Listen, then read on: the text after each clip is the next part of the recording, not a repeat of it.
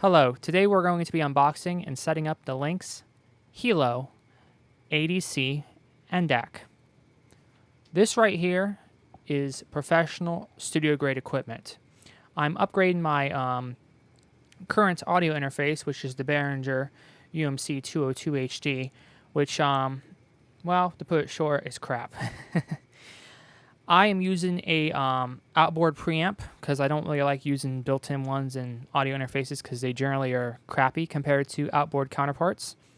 And as with most consumer audio interfaces, they don't have a true line in. They have combo jacks. Usually you have to use quarter-inch TRS, and all this is a pad in front of a preamp. You're still going through the preamp, which is not good. So most audio interfaces out there aren't a dedicated ADC.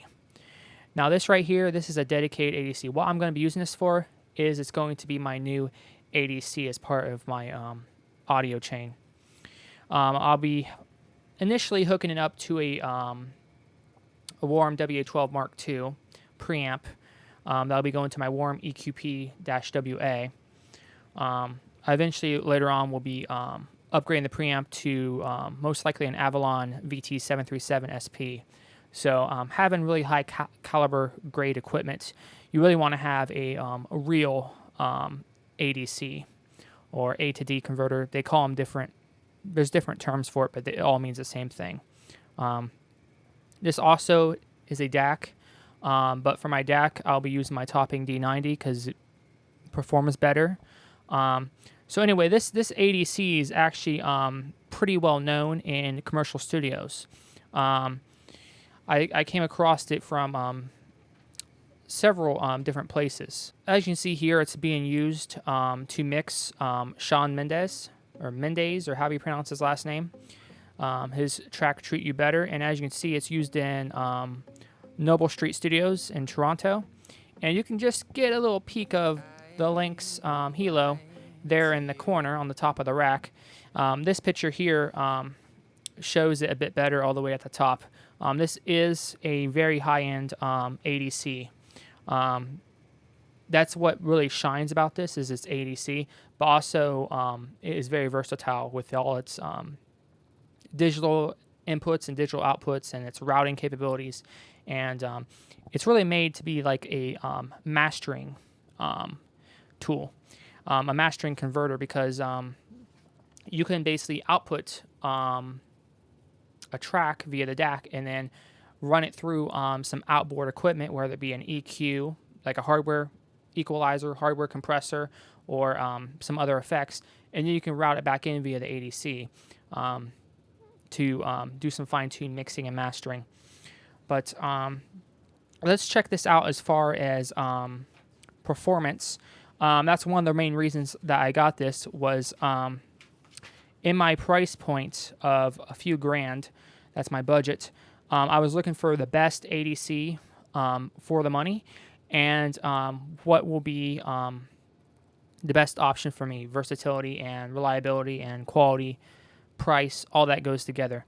So this device was actually measured over on Audio Science Review, which that leads to one of the reasons why I picked it out. It's basically one of the best measured ADCs over there. If we look on the measurements over on Audio Science Review, which he has I think it's $35,000 Audio Precision audio analyzer, which I did discuss a little bit in my Topping D90 review. This is a guy that used to work at Microsoft, and he has a lot of experience in this background, and he has some very expensive top-notch equipment at his house that he uses to measure various audio equipment that comes in. And somebody sent in a Hilo, which that is how this is pronounced. It's pronounced Hilo. Sometimes I call it Hilo, but it's pronounced Hilo according to Lynx. So I'll try my best to keep pronouncing it correctly. So as we can see on the measurement dashboard, it has a very good SINAD of 116 dB. If you look at the THD percentage, it's very, very low.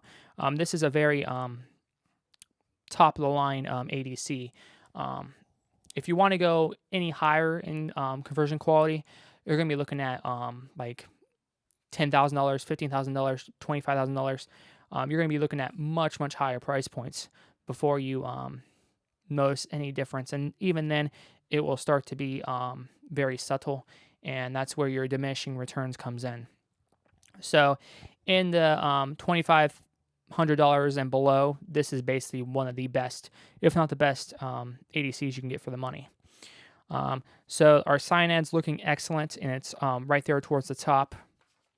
Let's see. Jitter, of course, is not going to be an issue on professional equipment, and this is a professional equipment. Okay, so how does this compare to some of the competition? Obviously, we looked at some of the performance. We saw the measurements from Audio Science Review on the ADC, 160 decibel cyanide. Basically, excellent results there. Now, as far as the DAC side of things, the DAC is not really what the main selling point of this is. The Lynx Hilo came out in mid-2011, and back then, the DAC was very competitive performance. Nowadays, you have a lot of companies such as Topping really pushing a bullet, and nowadays, 120 decibel plus cyanide DACs are becoming more of the norm. So the DAC is really not the reason I got this. The reason I got this is because the ADC.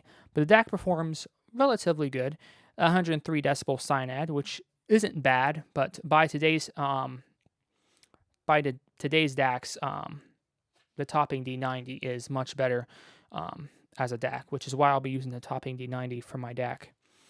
But I'll just overlay the measurements for the DAC there.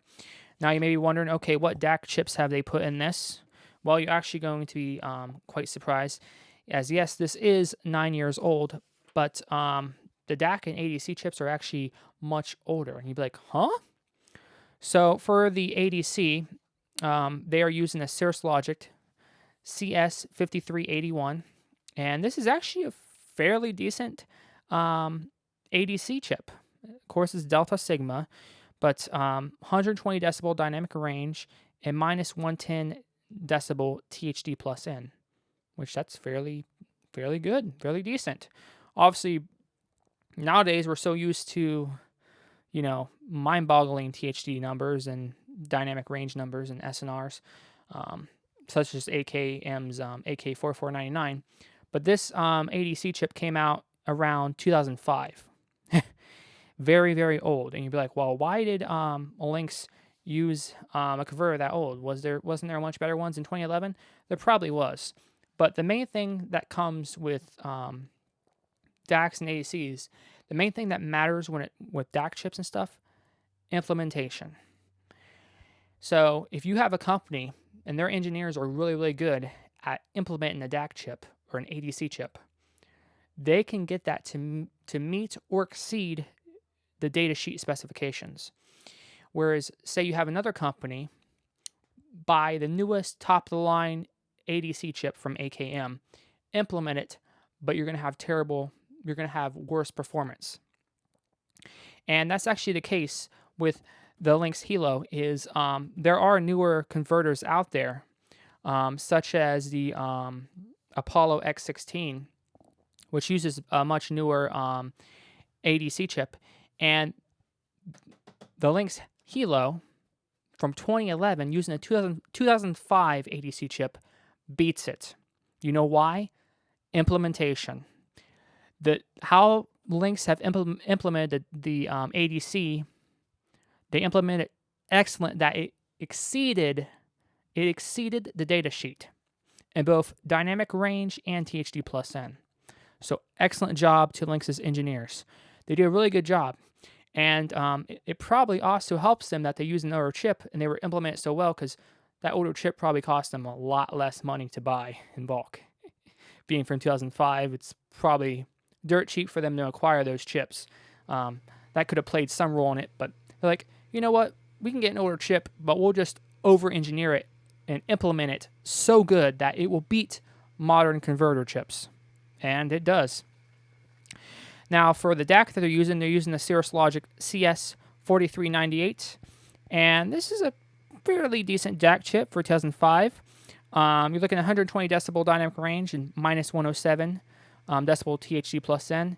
And looking at the measurements from Audio Science Review, looks like they implemented that just as well, but I think they implemented the ADC just a tad bit better. So let's compare this to some other converters and see, Victor, why the hell did you choose the Lynx Hilo when there's Universal Audio, RME, the Babyface, all these different converters that are high up there in the ranks and have a lot of praise? Well, there's several reasons. So let's compare this to the Universal Audio Apollo X16. This is Universal Audio's flagship ADC.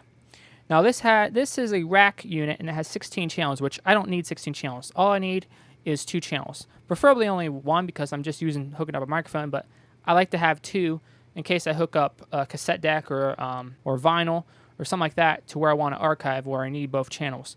But Universal Audio Apollo X16 is a much newer flagship converter out there, and its SINAD is 112 dB. So the Lynx Hilo beats it. Yes, it beat it. And if you look at the ADC SINAD chart, you can see the Lynx Hilo is in second place. And you say, oh, well, there's one in first place. Why didn't you go with the RME ADI2 Pro? Well, let's take a look at the RME ADI2 Pro. So on the back of it, there are several things that immediately said, no, this is a no-go for me. One, they're using a DC jack for power, which means you're going to have a power brick and you're using a DC jack, which means you have to use their adapter. You can't just plug in a nice power cable and be done with it. So the transformer is not built into the device. Not good. And you wouldn't expect that out of professional level equipment. The next thing is not modular. So the USB card and everything is built into it. You want to switch out to Thunderbird? Want to use Dante? Or any other new digital interface out there? Not going to happen unless you buy one of these that is a Thunderbolt only model or a USB only model. The Lynx Hilo, it has an expansion card where you can swap out the USB card, put in a Thunderbird card, or put in something else down the road. So the Lynx Hilo has it beat in that aspect. ASEBU. Yes, this does have ASEBU, but it's in a stupid breakout cable. It's like an afterthought. You have to use some shitty ass adapter, and it's an afterthought. So if you're using ASEBU like I'm doing, this isn't really the most ideal. Next thing, for professional level equipment, this doesn't have word clock in or out. So if you want to use this as your main mastering clock, or maybe you want to sync to another master clock, you might be able to over the ASEBU signal, but if you want to use this as your main master clock, there's no word clock in and out. You expect to see that on professional studio equipment. This does not have it. Also, the inputs are combo jacks. You're like, well, that's a good thing, right? These combo jacks are typically seen in cheaper interfaces, and the XLR connectors are not as reliable. They're not as high quality as a dedicated Nutric XLR connector. So that's nitpicking, but the combo jacks makes it seem like it's cheap, like a cheap audio interface. Those are just several reasons.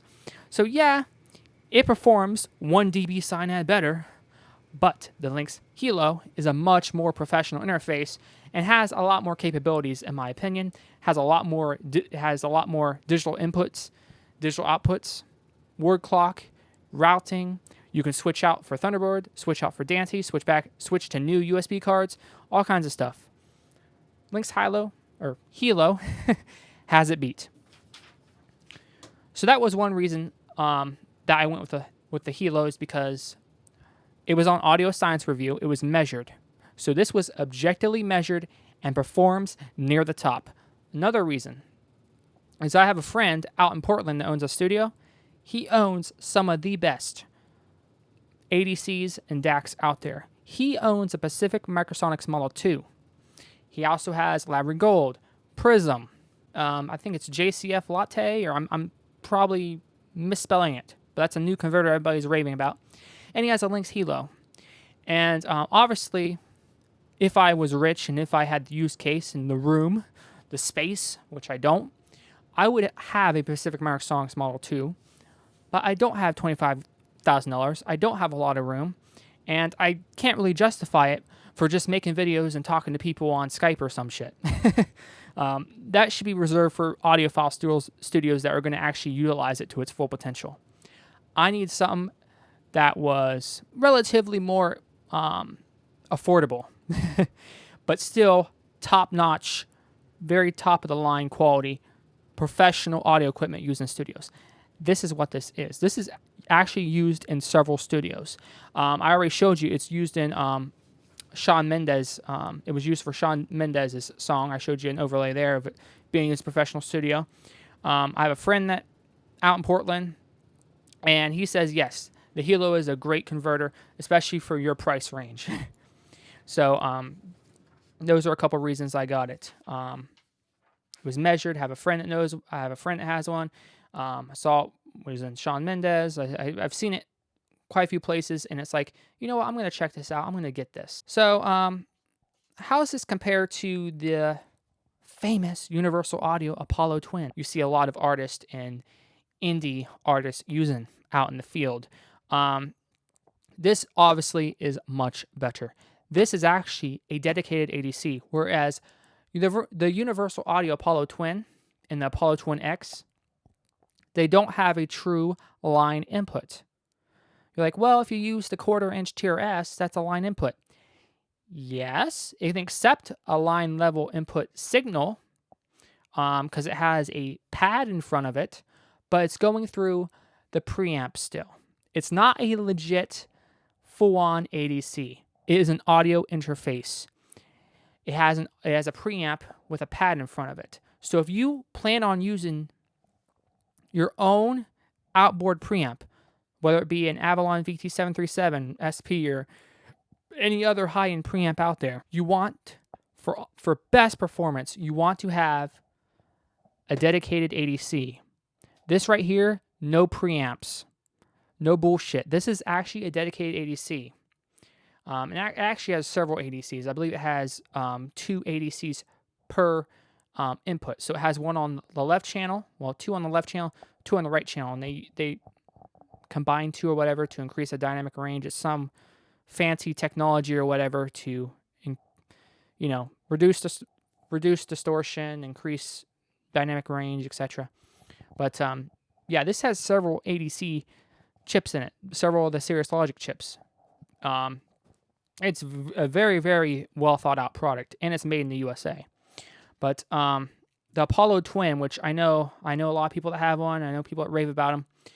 If you are using a different preamp, you're not using the one built into the Apollo, you're doing it wrong, and you're not getting the best possible quality out of that preamp, out of that audio chain. You need to get yourself a dedicated ADC, and they are very rare because you only see dedicated direct line input ADCs on very high-end professional studio equipment that costs thousands of dollars, like this.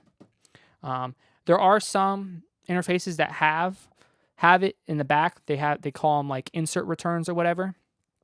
But it's kind of like a niche afterthought, and the performance is kind of still pretty shitty. But yeah, the Universal Apollo Twin, I know there's lots of people that want to debate this. I'm going to show you a block diagram. So here is the Apollo Twin X block diagram. If you look at the 1/4-inch TRS line input, you could see it is going through, what's this right here? Input gain, 10 to 65. That is a preamp. They have a preamp in between the line input. If you look at the specifications of the Apollo Twin X, which is their newer Apollo Twin that's supposed to improve performance, you can see right here it says gain range plus 10 decibels to plus 65 decibels. What? You should not have a gain adjustment on a line input for a dedicated ADC. It's bullshit. Bogus. There's a preamp. There's a preamp with a pad in front. That's what it is. So if you're using an outboard preamp for your Apollo twin, well, there you go. This is going to beat it. So the Apollo twin does actually seem to have some decent specifications. It hasn't been measured by Audio Science Review, which is kind of discouraging because I like to go there to reference objective quality. The frequency response on the Apollo twin is worse than the Hilo. Dynamic range on par with the Hilo. THD plus N seems to be on par with the Hilo. The maximum input level is worse on the twin. The Hilo can take up to 24 dBu. This seems to be able, the Apollo twin can take up to 20. And of course you have that shitty ass preamp in it. So that is the reason I didn't get the Apollo twin, is because it has a preamp in front of it. Plus, I don't think it has AES EBU. Doesn't have word clock. Doesn't have all them professional things like the RME didn't have. And it seems to be more geared towards like a Thunderbolt Macintosh interface. So if you're a PC user, Universal Audio pretty much tells you to go fuck yourself. Because they hate USB. They have a USB model, but it's kind of outdated and it's a little bit worse performance. It's like an afterthought.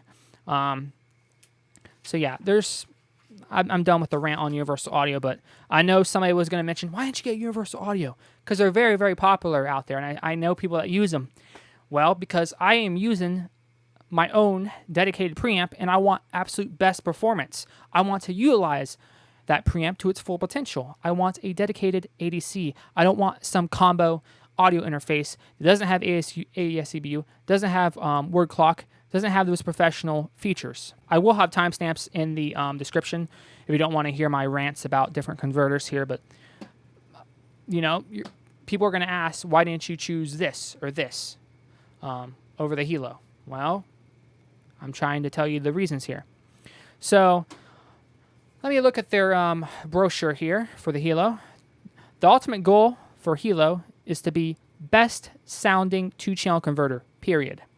Hilo must maintain the transparent audio quality of our widely acclaimed Aurora converters, but up to the ante in terms of performance. 3 years of research and development have resulted in a product that more than meets this goal. So they go on in the brochure. I don't really want to read all of this. Re-engineered conversion technology to achieve unprecedented noise and distortion levels.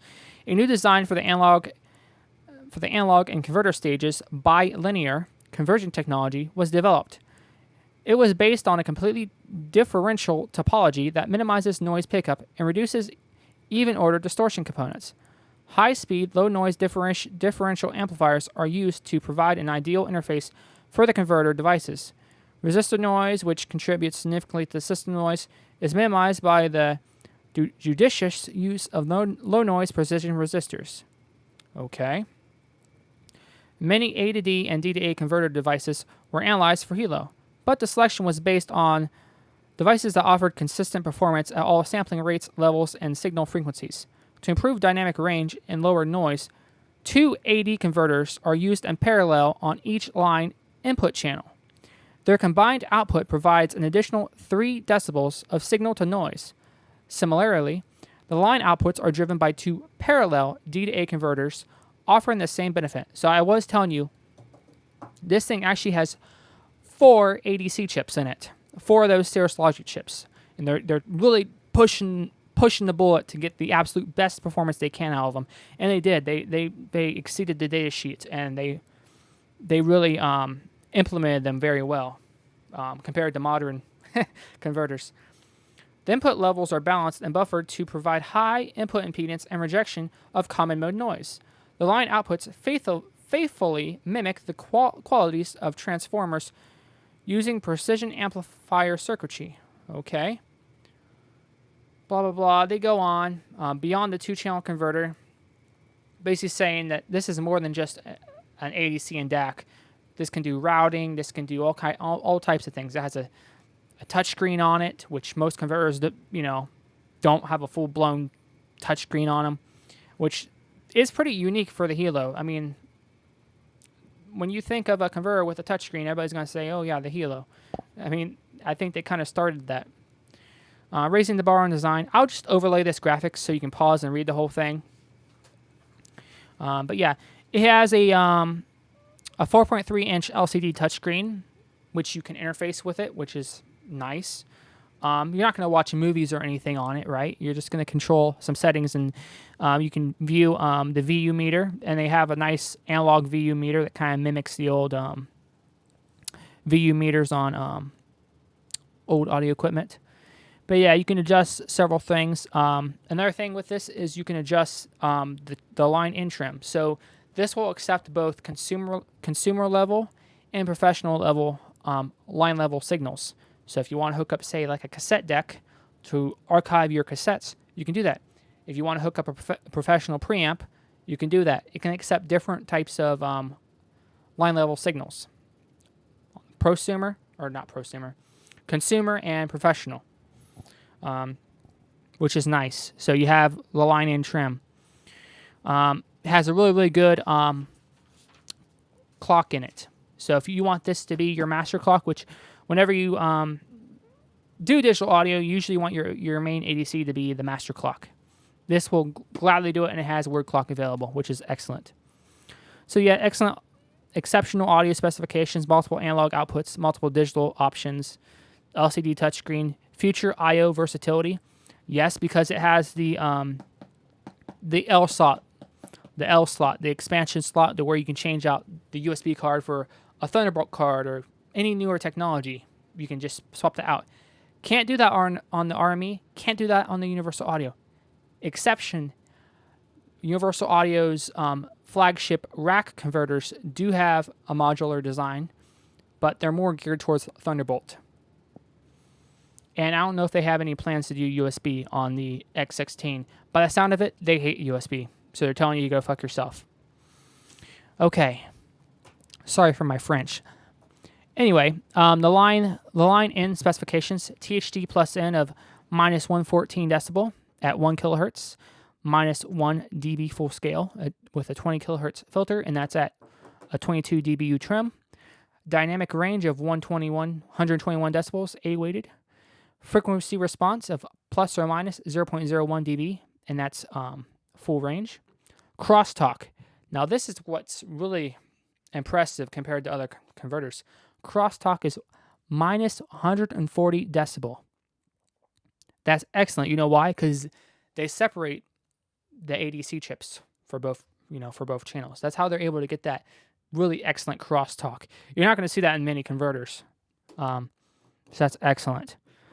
It has AES-EBU, SPDIF, ADAT, Toslink, USB, Thunderbolt, Dante, word clock, you name it. It has everything. Okay, enough talking. Let's get on to actually unboxing this unit. You've heard me talk for hours on end, and I can talk for hours. So let's go ahead and unbox this and take a look at what this looks like. Okay, so let's go ahead and unbox it. So on the front here, we have Hilo, reference A to D and D to A converter system, ultra high performance bilinear, analog to digital and digital to analog converter technology, sophisticated monitoring system with dedicated outputs, reference quality headphone amplifier. So this also has a built-in headphone amp. If you want to hook up headphones, although I'll be using the Topping A90. Touchscreen LCD interface, Thunderbolt, or a USB 2.0 high-speed interface. There's actually it also supports Dante and some other options. Compatible with Windows and Macintosh computers. And here's one of the important things that you will not find with most converters nowadays, unless they cost you the price of your car. Well, depend on how rich you are. Designed and manufactured by Lynx Studio Technology, Inc. in the USA. So this is fully made in the USA. Not made in China, not made in Taiwan, made in the USA. And when you have something that says made in the USA, you better believe it. That price tag is going to go up.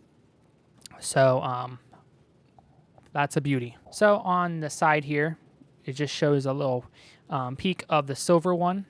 I actually got the black face one, but that's what the silver face looks like. It's just showing a preview of it on the side.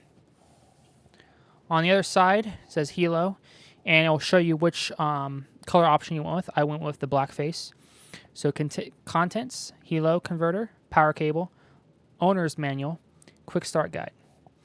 And then you have your serial number and the serial number of your LT USB card if you use USB, or it's going to show the Thunderbolt one if you choose Thunderbolt.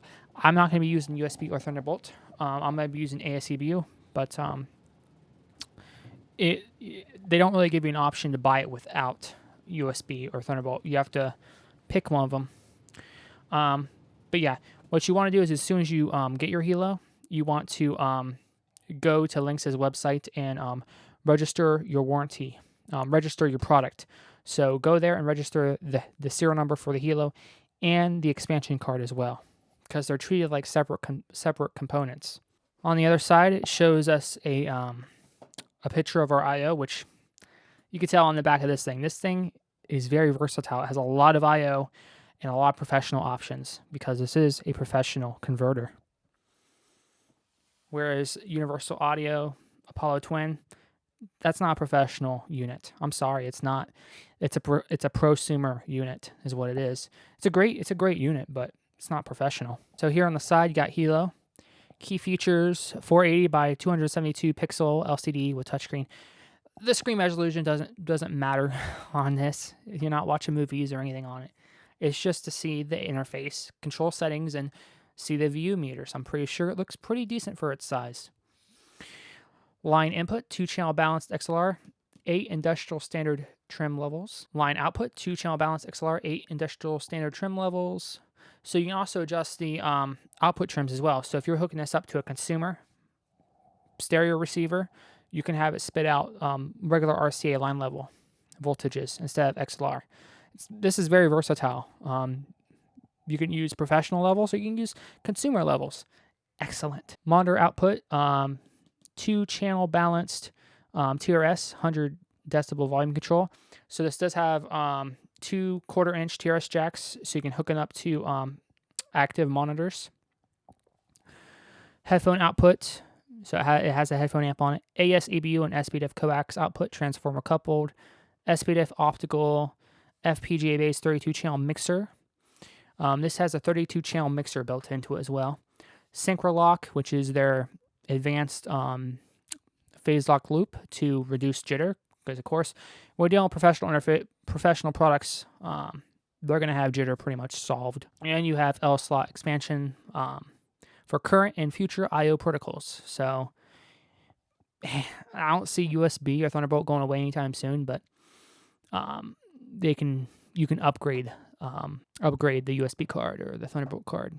And if you bought one that was USB and you want to go Thunderbolt, you can swap it out and put a Thunderbolt card in it. Just kind of like a PCI expansion bus. It's pretty fucking cool. It's not a PCI expansion bus. It's proprietary to Lynx, but the same concept, okay? Highly upgradable architectural support, additional metering, and signal processing functions. Yes, since this has this brilliant touchscreen interface on it, they can upgrade the interface, which they have via firmware updates. So if a bunch of people don't like the look, or maybe there's a feature that they want added, they can add it via firmware update, and they can change the look of the GUI or add additional features or metering options or all types of things, which is brilliant. When they designed this, they really thought it out and tried to future-proof it. And still to this day in 2020, I mean, it's used in lots of studios out there, and it's still very much loved. On the bottom, it shows you our block diagram, and I can get you a high quality overlay.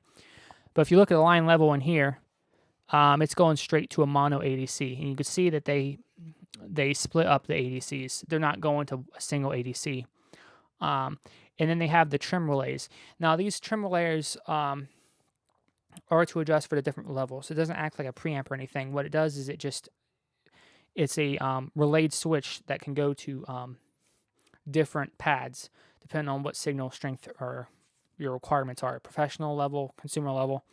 And I believe when I was looking in the brochure, they use telecom grade relays. So very high quality switching there. So if you switch a trim, it's actually going to switch a physical relay. So that's what that is. It's very high quality. You have your differential amplifier, which has just to bump things to line level. But yes, this is a true ADC. There's no preamp circuitry or bullshit in between your circuit. So if you're using outboard gear, this is what you get. You get a real ADC. You have your AS, EBU in, SPDIF in, blah, blah, blah. Just a block diagram in your FPGA. So let's go ahead and unbox it. So it's a very nice box. You just lift it like this on the side, and it lifts up. So on the top, we're immediately greeted with a factory checklist. Now, since this is a made in USA, they do a lot of quality assurance. So they actually have somebody go through and check everything, and they burn it in, and they make sure everything's working correctly. So I'll overlay a higher quality graphic of this paper here. But as you can see, it was dated October 6, 2020, so that would be on or around when this unit was actually manufactured. So my unit's not that old, being December 2020. Shows me it is the black one. My serial number, which, don't worry, I've already registered it under my name. The voltage, okay, so I guess they show you can support 100 to 240 volt, which is great. There's probably a switch for that. It shows the installed expansion card. So you have LT-TB3, that would be Thunderbolt 3, LT-USB, and that's what's currently installed, and they check that off as what's installed. And they show new 10.0, so that means they've updated the firmware on that card to the latest version. You also have LT, is it Dante or Dante, or I don't know how you pronounce it. That's another digital interface. And you have LT-HD, which I believe is Pro Tools proprietary digital interface. So you can even interface via that. That's the beauty of having that modular expansion card. And say I want to use Thunderbolt. I have USB installed. I could just pop that USB card out and put in a Thunderbolt card. Brilliant, right? It is. Thank you for choosing the Lynx Hilo converter. To assure your immediate satisfaction, we performed a series of procedures, including a 24-hour burn-in, performance test, and visual inspections prior to each unit leaving our warehouse. So it got 24-hour burn-in. They updated the firmware to the latest version at the time of testing. They did a performance test on it to make sure it meets the performance standards, which is great. That means they're actually testing each unit for its performance metrics. Whereas for other mass-produced converters, they may only test a handful out of every 1,000 built or something like that. They might test one or whatever.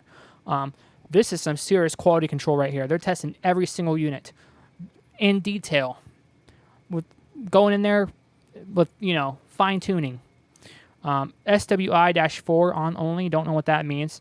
Restore default settings, back panel screws secure. So they're just making sure everything is well built. Encoder knob and function, front panel switches tested for sticking, so they're making sure the switches aren't, sticking. They're, responding right. Final visual inspections for scratches and fingerprints, so they're making sure this thing doesn't even have fingerprints on it. Include the Hilo manual, which is, they actually included it. Look at that. Wow. Proper power cord for country. Good, yeah. US, we're getting a US power cord. Expansion card manual and cable. Yes. So that's that. So immediately on top, you're greeted with the, this is in a nice shrink wrap. You have a really nice paper manual, and they include a USB cable, which I really won't be using because I'm using this mainly for AS-EBU as a ADC. So as you see, we got our USB cable. LT-USB quick start guide. So that's just a quick start guide for the USB. Installation instructions, which it's already installed, but I guess they include that for their other converters as well. And look at this manual. This manual actually feels really nice. Feels like a high quality manual. So there's the user manual with including February 2017 version 8 firmware and feature update. So like I said, This came out in 2011, but they've did a big major user interface revamp in 2017. They really made the interface look a lot more cleaner and modern, which is nice. But yeah, you have the user manual here. It's a very nice color manual. And no Chinglish, it's all English. Because this is a U.S. company. Lynx is a U.S. company, and this is made in the USA. So great manual. And as you can see, our Hilo is in here very professionally packed. You have this nice thick foam holding the Hilo in place. And as you can see right there, she's sitting right on top, and she's a beauty. So let's go ahead and get her out. Got our, I suppose this is the power cable.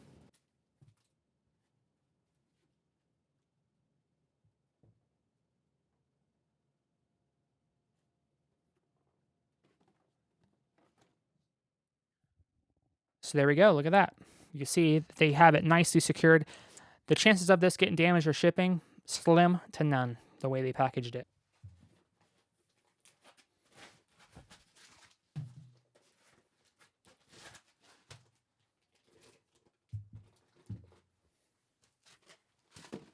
I'm going to keep these foam pads. I'm going to put them back in the box and keep it, just in case I ever have to return or sell it, which that's not going to happen. I'm going to keep this for a very long time. Probably forever. So it's nicely shrink wrapped. Is that what you call it? Nicely put in one of these. So I'm going to go ahead and remove this. And it's actually a decent size.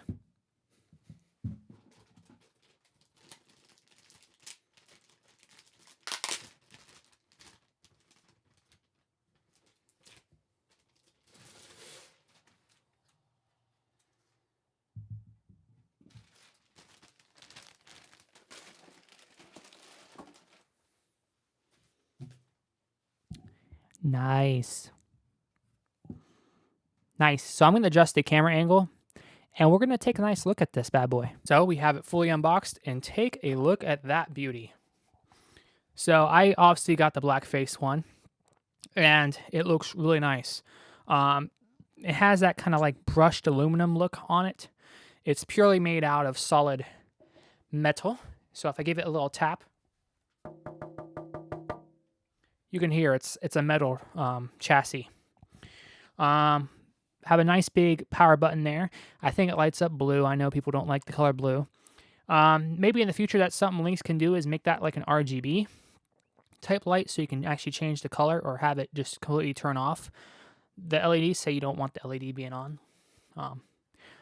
That could probably be something they can do in firmware as far as being able to turn that light off. But yeah. It says Lynx reference A to D, D to A converter system.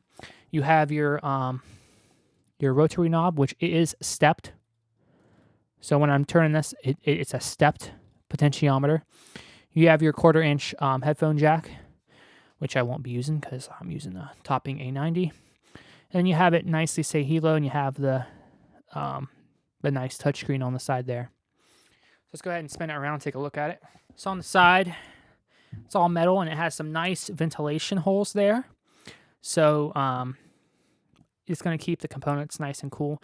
I can see the expansion card popped into it and everything. Multiple PCBs. It has Phillips screws all the way around the chassis, which looks like they're easy to unscrew and pop the hood on this.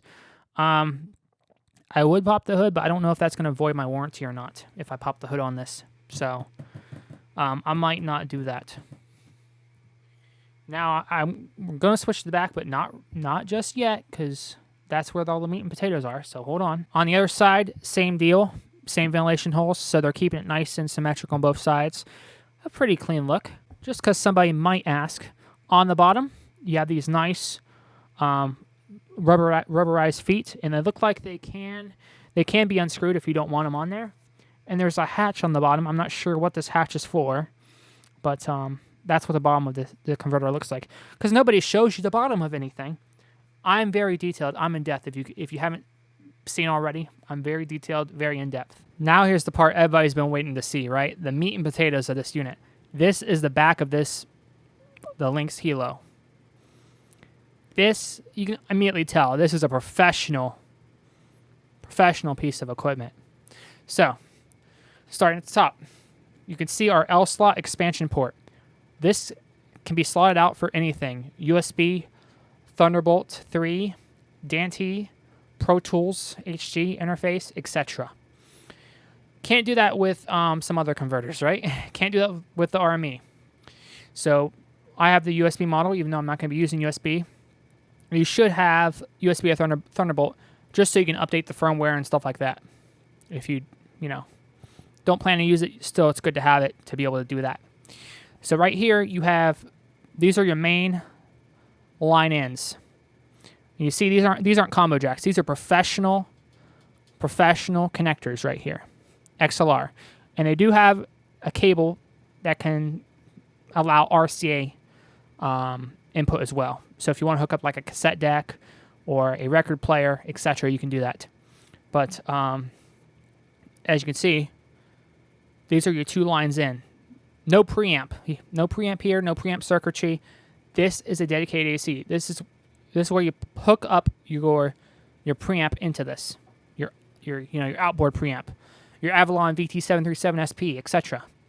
You have two XLR outputs. This is for the DAC. You can have this go out to your headphone amp. You can have this go out to your main power amplifier, etc. You have two. You have your left and right. 1/4-inch TRS jacks out. This is to hook up monitors. So like passive monitors or whatever, meaning your speakers. Right here, AES in. This is AES EBU. Okay? So if you're hooking up, either you have a digital recorder or a Lynx AES16E, which I have on Lynx AES16E, you can hook this up and this can be a DAC over AES EBU. And here's the important one that I'm going to be using, AES out. See, this is professional equipment. You don't have AES EBU and AES, you don't have AES EBU on a Apollo Twin. They have it on the RME, but the RME has some shitty breakout cable. You see this? There's no hacky adapters or breakout cables. No, this is all there. It's all professional grade stuff, right? So you have your AES EBU in, AES EBU out. So this will be connected to my Lynx AES16E because this is going to be an ADC out to my computer. Okay? You have SPDIF in and out. So you have two connectors there. This also supports ADAT, so you can switch it. You can either use SPDIF, 2 channels, or ADAT up to 8 channels. So this can support 8 channels in, 8 channels out of ADAT. You have your coax, your digital coax SPDIF in and out. Oh, and look at this. Beauty. You have word clock. Word clock in and out. So if you want to sync to a master clock, boom, it can do that. If you want to use this as the master clock, which this has an excellent clock in it, it's very high quality, you can use, you can spit out the word clock signal, and all your downstream devices can sync to this. Excellent. This right here is professional equipment, ladies and gentlemen. This is what you expect to see on professional equipment. ASABU, word clock in and out, modularity, no preamps in between the ADC. The good shit. You have a nice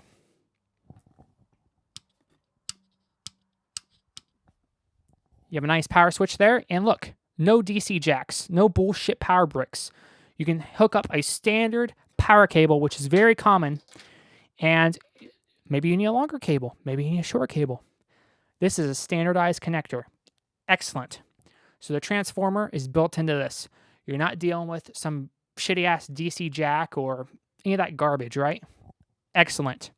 And you may have also noticed there is a slot for a battery. Woo! Yes, the Hilo can operate off of, I believe it's a video pack. I'll have to do more research on the type of batteries this supports. But Lynx say it's a pretty standard type of battery that's used in professional broadcast. So I believe they say a standard video pack battery. So if you have this out and about and you're doing field recording, or your remote, you take your equipment with you, this can be powered off a battery. Very nice, right? Excellent. They really thought this out, didn't they? So you can power it off of a battery, or you can power off of AC power, which I'm using AC power. But they have that. So if you want to use it out in the field, it has that capability. Excellent. So a very well thought out and laid out system here. we can tell. So when I hook this up to my computer, I'm going to be using an AES EBU XLR cable because you want to have the right impedance. You can use microphone cable, but you want to have the right impedance. This is how it will be connected to my computer. The digital signal will be connected to my Lynx AES16E card in my computer. And this will be acting as an ADC. So that's pretty much how it will be set up. And then right here, the line in left, I'll plug in the output of my Warm W12 Mark II into here. And yes, this can sum the channels together. So say you just have the left channel plugged in. You just have one microphone hooked up. You can have it spit it out to both left and right channels. You can sum it. You can split it up. You can do whatever you want. Like I said, this thing's very powerful. So excellent. So there's the unboxing. Let's go ahead and do a first power on and just see what is on here. And I'm going to hook it up to my test bench laptop I have sitting over there, which you're not going to see in the frame. I'll hook it up to my test bench laptop and we'll check the firmware and see if it needs to be updated. But I highly doubt it needs to be updated because, like I said, they recently updated it in October, so it probably is already up to date. But we will turn it on, just have a quick look at it. Another thing to note about these XLR connectors, they're locking connectors. This is some high quality shit. On some converters, they don't really think about having the locking connector on there, but if somebody comes by, they can just boop, pull the cable out, you know? So, like I said, this is a very high-end converter here. The word clocks are using nice BNC terminations. It's very nice. Oh. Wow. So I heard some relays clicking. I'm going to go ahead and turn it off, and I'm going to turn off the lights just so we can see what happens here. And then I'll put my microphone on the link so you can actually hear the relays clicking.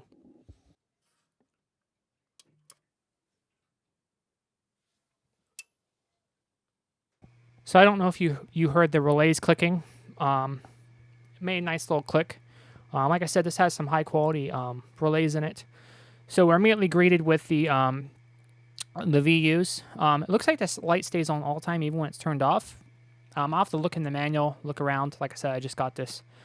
I learned about it. I do apologize for any background noise. I am in the basement, and the heater kicks on because, you know, it's winter time.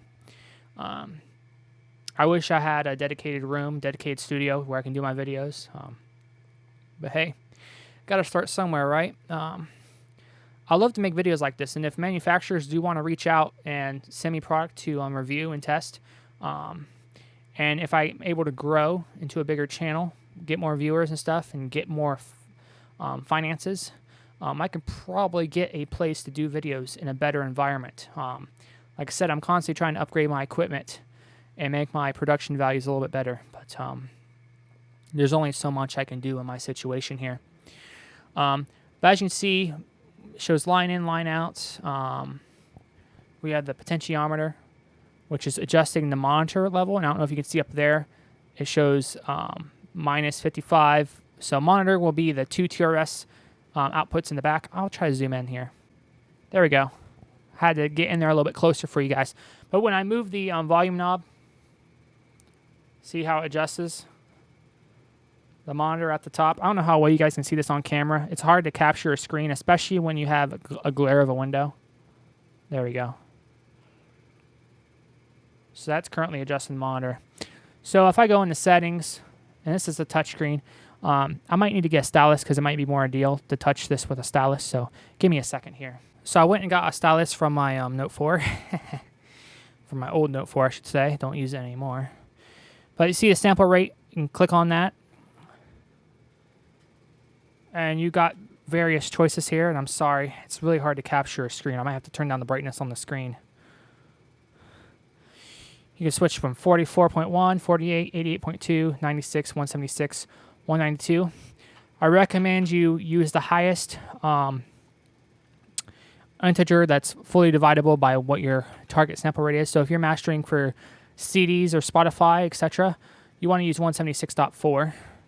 If you're doing if you're mastering for video, you're using this for a video broadcast, you'll want to use 192 because your target sample rate would be 48. Whereas if you're doing it for CDs or digital music stores, your target sample rate would be 44.1. So it just depends which one you're going to use. 176.2. You have your line in trim. Oops, that's the line out trim. I'll go back. You have your line in trim. And this is where you can adjust what level you expect to be using. It looks like it defaults to plus 20 dBu. But if you're going to be using like a RCA inputs or whatever, from like a tape deck or whatever, you need to change it to a more consumer level. But this is fully functional. Line out trim, your optical out, whether you want it to be SPDIF or ADAT. Your sync source, I recommend you keep this internal. Use the internal clock. Now, if you need to sync this to a master clock downstream or whatever, it can sync via word clock, or it can sync over ASEBU or a coax, or it can sync over ADAT. Synchro lock, that is turned on, and it's going to stay on because it's going to use its own clock. Well, it's kind of weird because you don't need synchro lock on your own clock, but that might be for the incoming signals. So you got your digital in, AS, SPDIF, or SPDIF optical. You have your SRC. This does have a sample rate converter on it, which is really nice. Optical out mode. You can do SPDIF or ADAT. It's on SPDIF. So that's what that is. System settings, you get your backlight. So if I dial this down, there we go. It probably got a little bit better for you guys to see it now. You got your dim timeout, standby LED. Oh, that's how bright you want. Oh, you can adjust the brightness of the LED. Wow. I'm going to turn that all the way down to 5. I wish you can turn it all the way off. They allow you to dim it very well. You guys can't see the LED because it's out of view, but the blue power LED, it got a lot dimmer. Nice. Got your dim timeout, dim intensity. So after 5 minutes, this will dim to 15%, but you can actually have it completely turn the screen off, which is what I want. At 5 minutes is fine. 50%. Let's do 45. Digital in status. It's not seeing any digital ins because they don't have this hooked up to anything. English, about Hilo, rotary control settings. So this is where you can control what the knob controls, whether it controls the volume for your headphone or controls for your monitor outs, stuff like that. So I'm going to just keep that default. Calibrate touchscreen, restore factory defaults, USB mode. Yes. So you can change this to 8-channel or 16-channel. Just keep it on 8-channel. 16 is a bit overkill. I'm not even going to use that. Language is on English, which is good. That's what we want. So that's what's in here. Like I said, this is just a quick look through the interfaces because nobody shows you this stuff, right? You have scenes where you can save predeformed. You can save different presets of settings and switch between them easily, which I don't need any of that. Monitoring. This is where you can route different inputs to different outputs and stuff like that. You got your routing right here. So looks like USB in goes out to monitor out. Okay. Oh, here's your different VU meters. You got your analog VU meter. You can go to RTA. That's your, I believe, real-time analyzer, so you can see the different frequencies and stuff. All I/O. Horizontal. I kind of like horizontal. Yeah. I think I like that one the best. Line in. Okay. Line out. Cool. Oh, can you change anything else? So it just shows it's 176.4 internal clock. Okay. Go back to settings, go to system, about Hilo. So our firmware date is October 28th, 2019. We're using PROM 2. That's another advanced thing about this is it has 2 EPROMs. So if one gets corrupted when you're updating the firmware or something bad happens, your device doesn't get bricked because it just like how on motherboard BIOSes, how they can have 2 BIOSes. Well, this has 2 EPROMs. Pretty nice, right? So it shows you serial number, firmware version is 8.5, firmware version on LT USB is 10. It's being powered from mains AC. You just tap on it, get rid of it.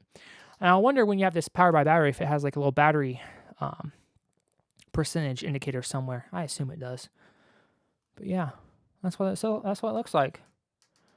So how do I get this to take input from line in and spit out via AES EBU? I'll have to figure that. I'll have to figure all that stuff out. But yeah, that's what it looks like. So when I turn it off, it clicks off, and then the light stays on, which I wonder if that light ever turns off. Huh. That's kind of weird. Although you guys can't see it because you're not on the view. As you can see right there, see the light stays on. Interesting. I don't know if it goes off after a while. I guess it acts as like a standby light.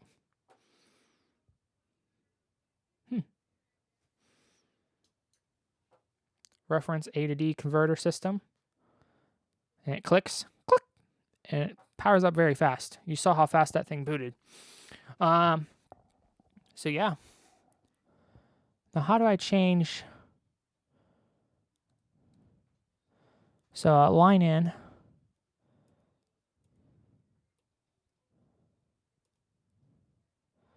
Line into AES EBU out.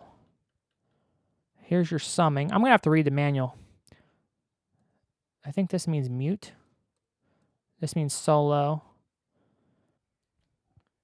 So see right there, you can sum the two together if you're just using bringing in a single preamp. I think this is the M is mute, and I think the S is solo. I'm not sure what this is. Oh, I think that's a sine wave generator. Yeah, minus 40. I'm gonna have to go through it and look, figure it out. Read the manual on it. Yeah. Neat.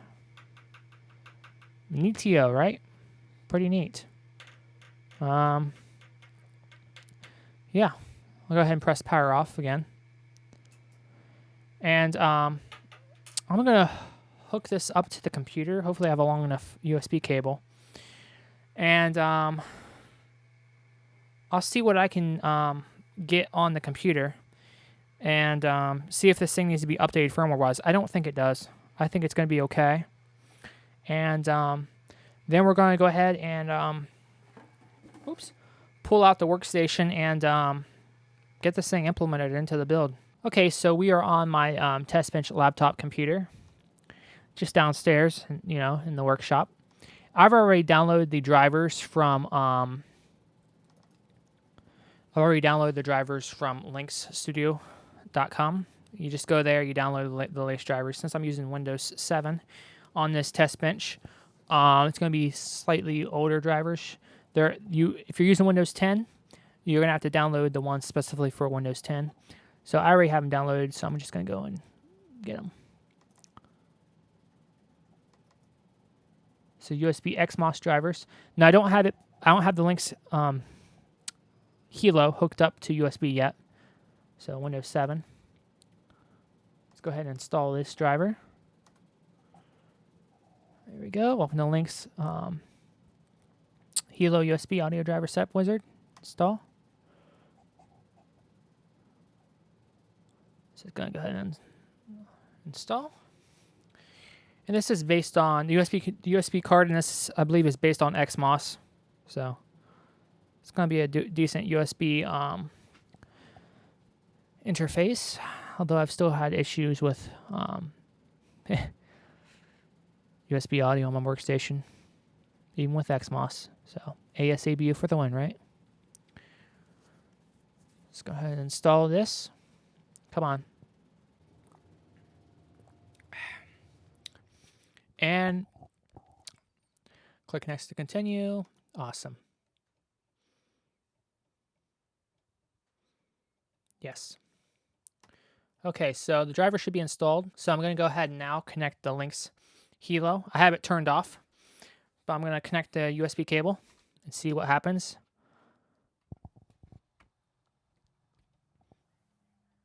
So I connected the USB cable with the Hilo turned off. You might have to turn it on before magic happens. So I'm going to go ahead and turn it on now.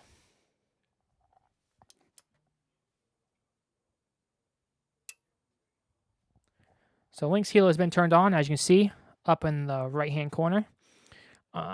Installing device driver software. So I install the driver. It should see it. This is the Windows 7 driver.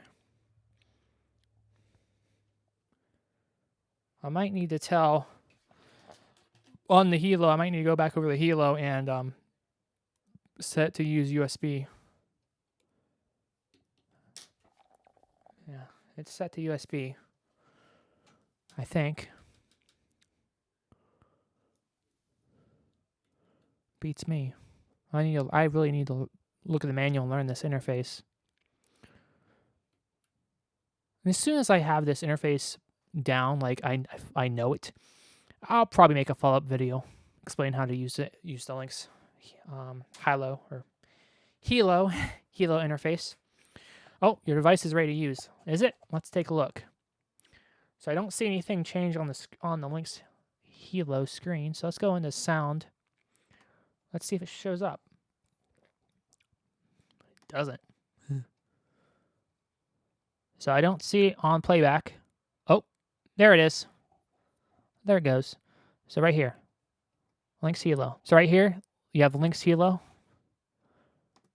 And right here, Lynx Hilo, USB record 01 to 08. So let's go ahead and see what sample rates they provide off of this on Windows 10.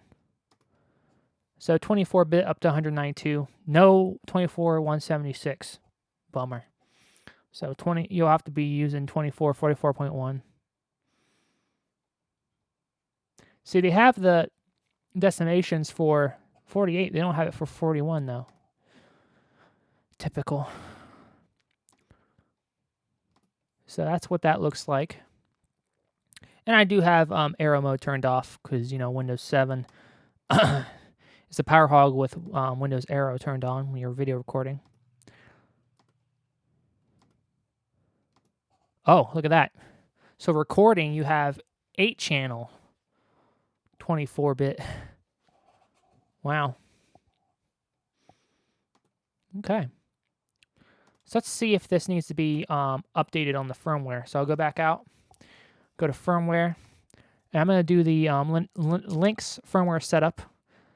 They also have another one, but I don't know what's the difference between them, so we're just going to try this one first. Okay. And right here, look at this. So Lynx, the Hilo USB, the current firmware is 8.5, October 28, 2019.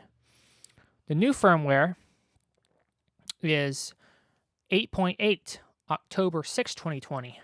So there is a newer firmware available for this. Let me check the factory checklist. Yeah, it says October 2020. Huh. Current firmware 8.5. But this is showing 8.8. So Lynx, the firmware you're putting on here isn't the latest. Huh. And what's funny is that released October 6th is the same day there was a firmware update.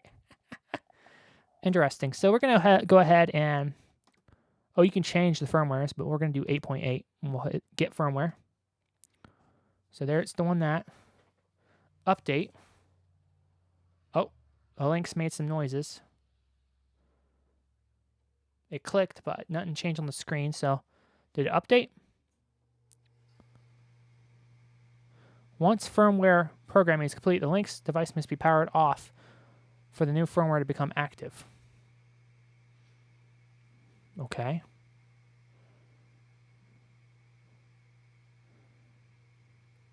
Maybe I should do that. I don't want to brick it.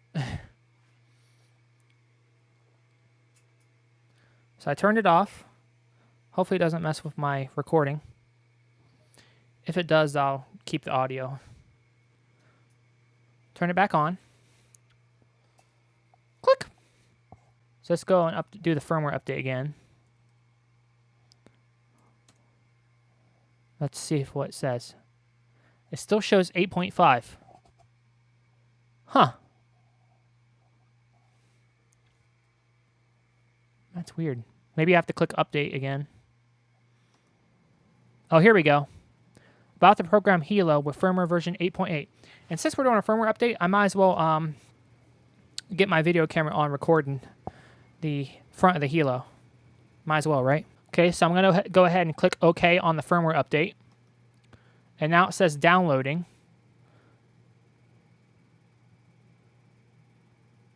Which is taking a lot longer to download, but I'm on 10 meg DSL, so it might take a while. Oh, okay, so now on the Hilo shows downloading.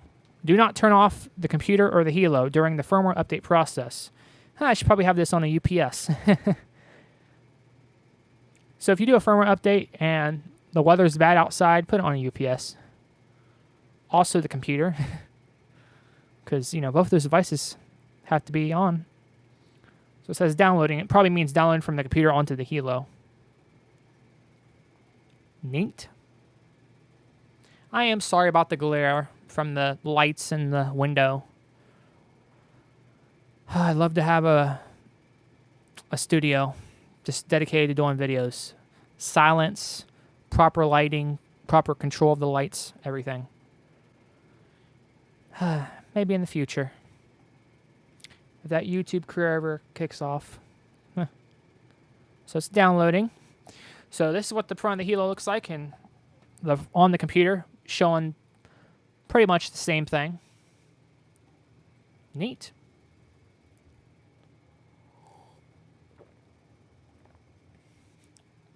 Erasing. Okay, so here's the scary part. It's erasing the current EEPROM. But like I said, worst comes to worst, this does have 2 EEPROMs. So this is probably flashing this firmware onto the EEPROM 2.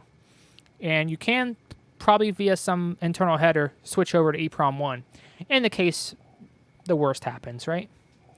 So erasing and then programming. Verifying, good. Hopefully you're doing some integrity checks. Firmware update complete. Please restart using the power switch on the back. Okay, so I'm now going to use this power switch on the back. It's telling me to do it right now, so I might as well do it right now, right? So I'm going to go ahead and do that. So I turned it off. And it made some clicks, and then I'll turn it back on.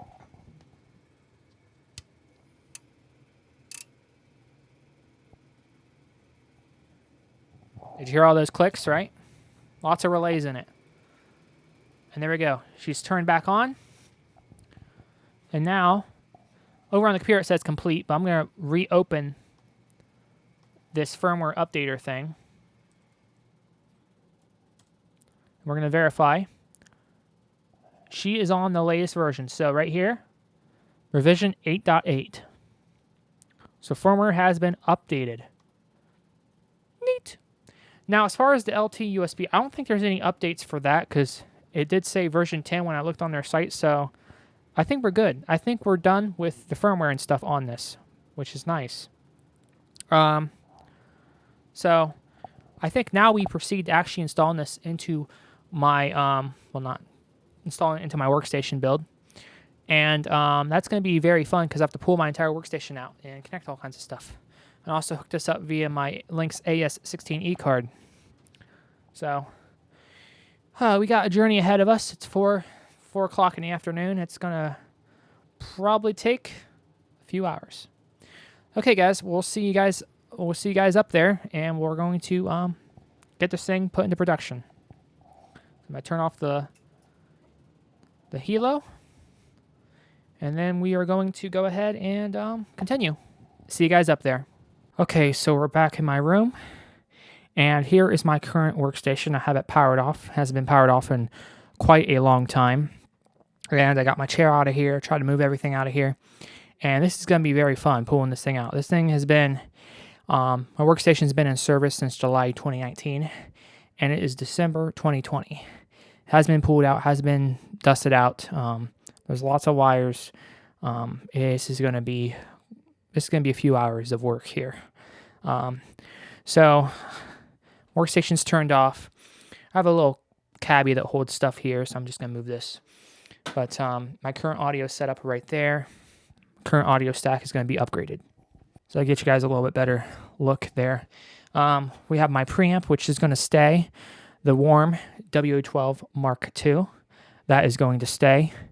We have the Behringer UMC 202 HD, which is crap. That's going to get replaced with the Lynx Hilo. And we have my JDS Labs OL DAC USB, and that's going to be replaced with a Topping D90. And we're going to add a headphone amp, the Topping A90. So this has to be yanked out. I already uninstalled the driver for the Behringer, so that's not sitting on my computer when I go to install the drivers for my AS16E card.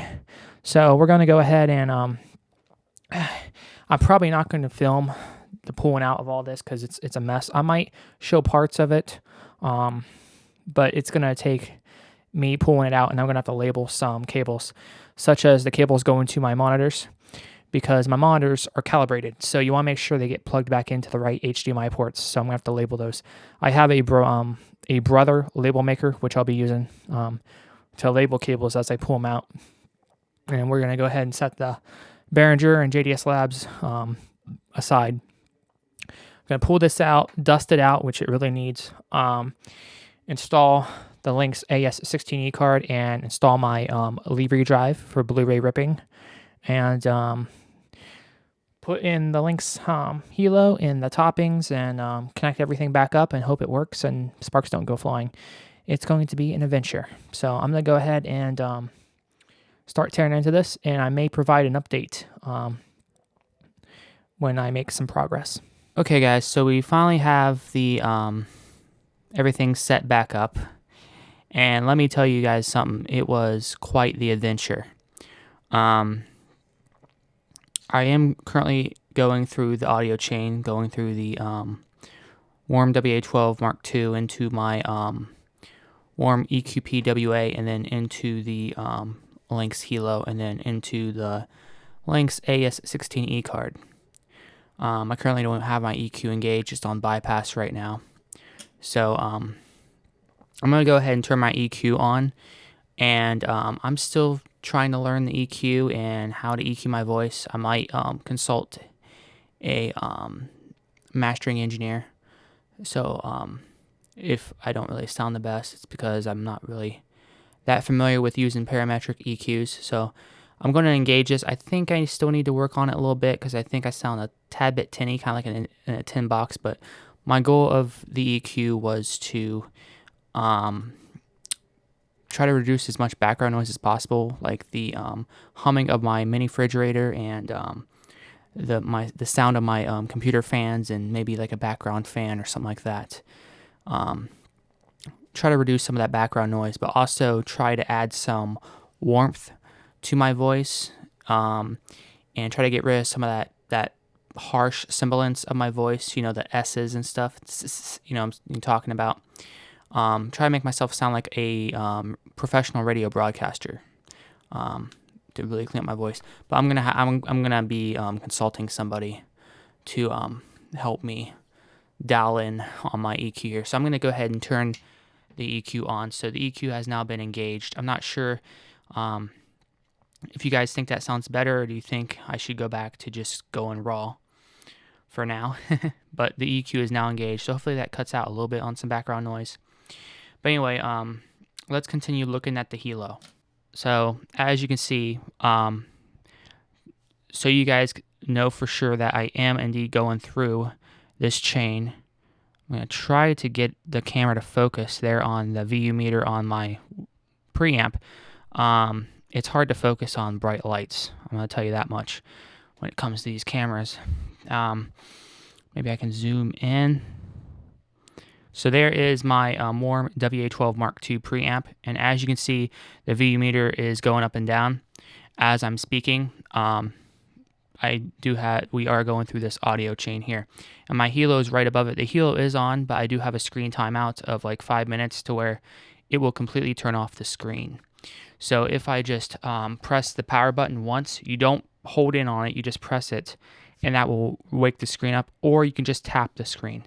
So if I tap the screen with a stylus, you'll immediately see the VU meters and stuff pop right up. So I am going through the Lynx Hilo and then into the Lynx AS16E card. I will readjust the camera so you guys have a better look of the actual Lynx Hilo in action, but I wanted to show you here that we are going through this audio chain. I hope it sounds pretty good. My mini fridge is currently running. The compressor is running right now on it, so it is making a little bit of a hum like mini fridges do. But hopefully the EQ kind of helps a tad bit on that, because I'm trying to put like an HPF, high pass filter, so anything 60 hertz and below kind of gets cut off. So hopefully that kind of helps a little bit. But anyway, I'll readjust the camera so you guys can see the Hilo a little bit better, and I'll explain how I got it set up. I did have an issue with the levels, and I think that's more just having to match up the right trim level with my preamp and equalizer. Because like I said, the Lynx Hilo is very versatile. It can support consumer level and professional level line levels, and it has a bunch of different trim levels. So you want to make sure you match that up to be able to have the right levels as far as volume and everything, and plus you don't blow out your signal. But anyway, I'll go ahead and adjust the camera. Okay, so I went ahead and adjusted the camera a little bit, and as you can see, the VU meters are indeed moving, and they are the VU meters on this. I am recording at 30 frames a second, so you might not see how responsive it is. If I were to record this entire project in 60 FPS, I probably would have done this in 60 FPS. But anyway, it is very fast, so I'm not sure what the refresh rate of this of the LCD is on the Hilo. That might be something I have to ask Lynx. But the VU meters, they update very, very fast. Like, it seems to be just as fluid as the LED VU meter on my Warm WA12 Mark II. So you guys can, I don't know how well you can see that, but it does. It's very, very fast.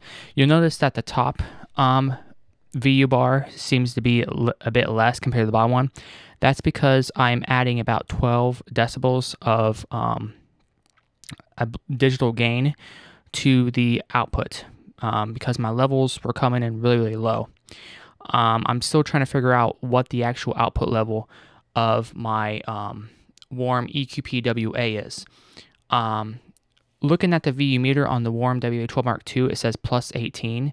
So I assume I set the trim level on the Hilo to plus 18 dBu.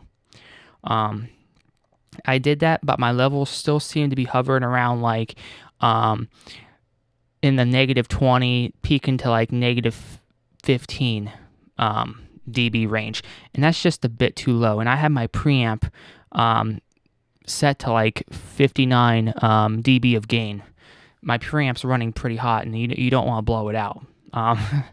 So having like your signal coming in at like, negative 20, negative 17, negative 15 range, that's a bit way too low.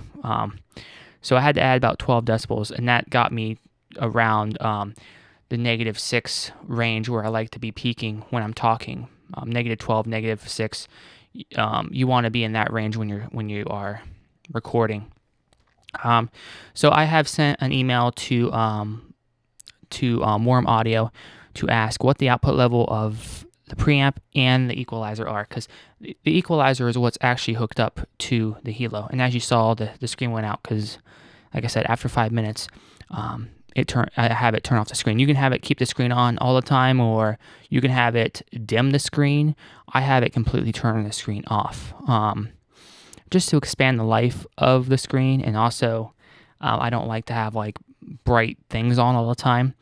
I haven't seen an option to completely turn off the power LED.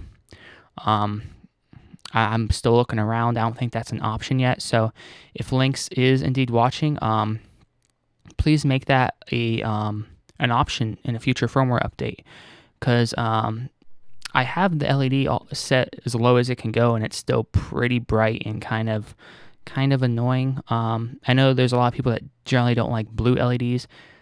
I'm not really offended too much by the color of the LED. It's just I would prefer to turn it off. But yeah, I'm just nitpicking there. But yeah, I'll go ahead and touch the screen with. I am using my Note 4 stylus, and it's back online. It's, as you can see, it was still online because you were obviously hearing me. But there's a settings menu. This is where you can change. Actually, I hit the wrong thing. So there's a settings menu, and you have two tabs in the settings menu. You have an audio tab and you have a system tab. And I'm not sure how well you can see this. I might readjust the camera to get in there closer. So let me go ahead and do that. There we go. So I got you guys in there a lot closer now. It's kind of hard to work on this when you have a big camera right in your way. But you have up here is like the status bar.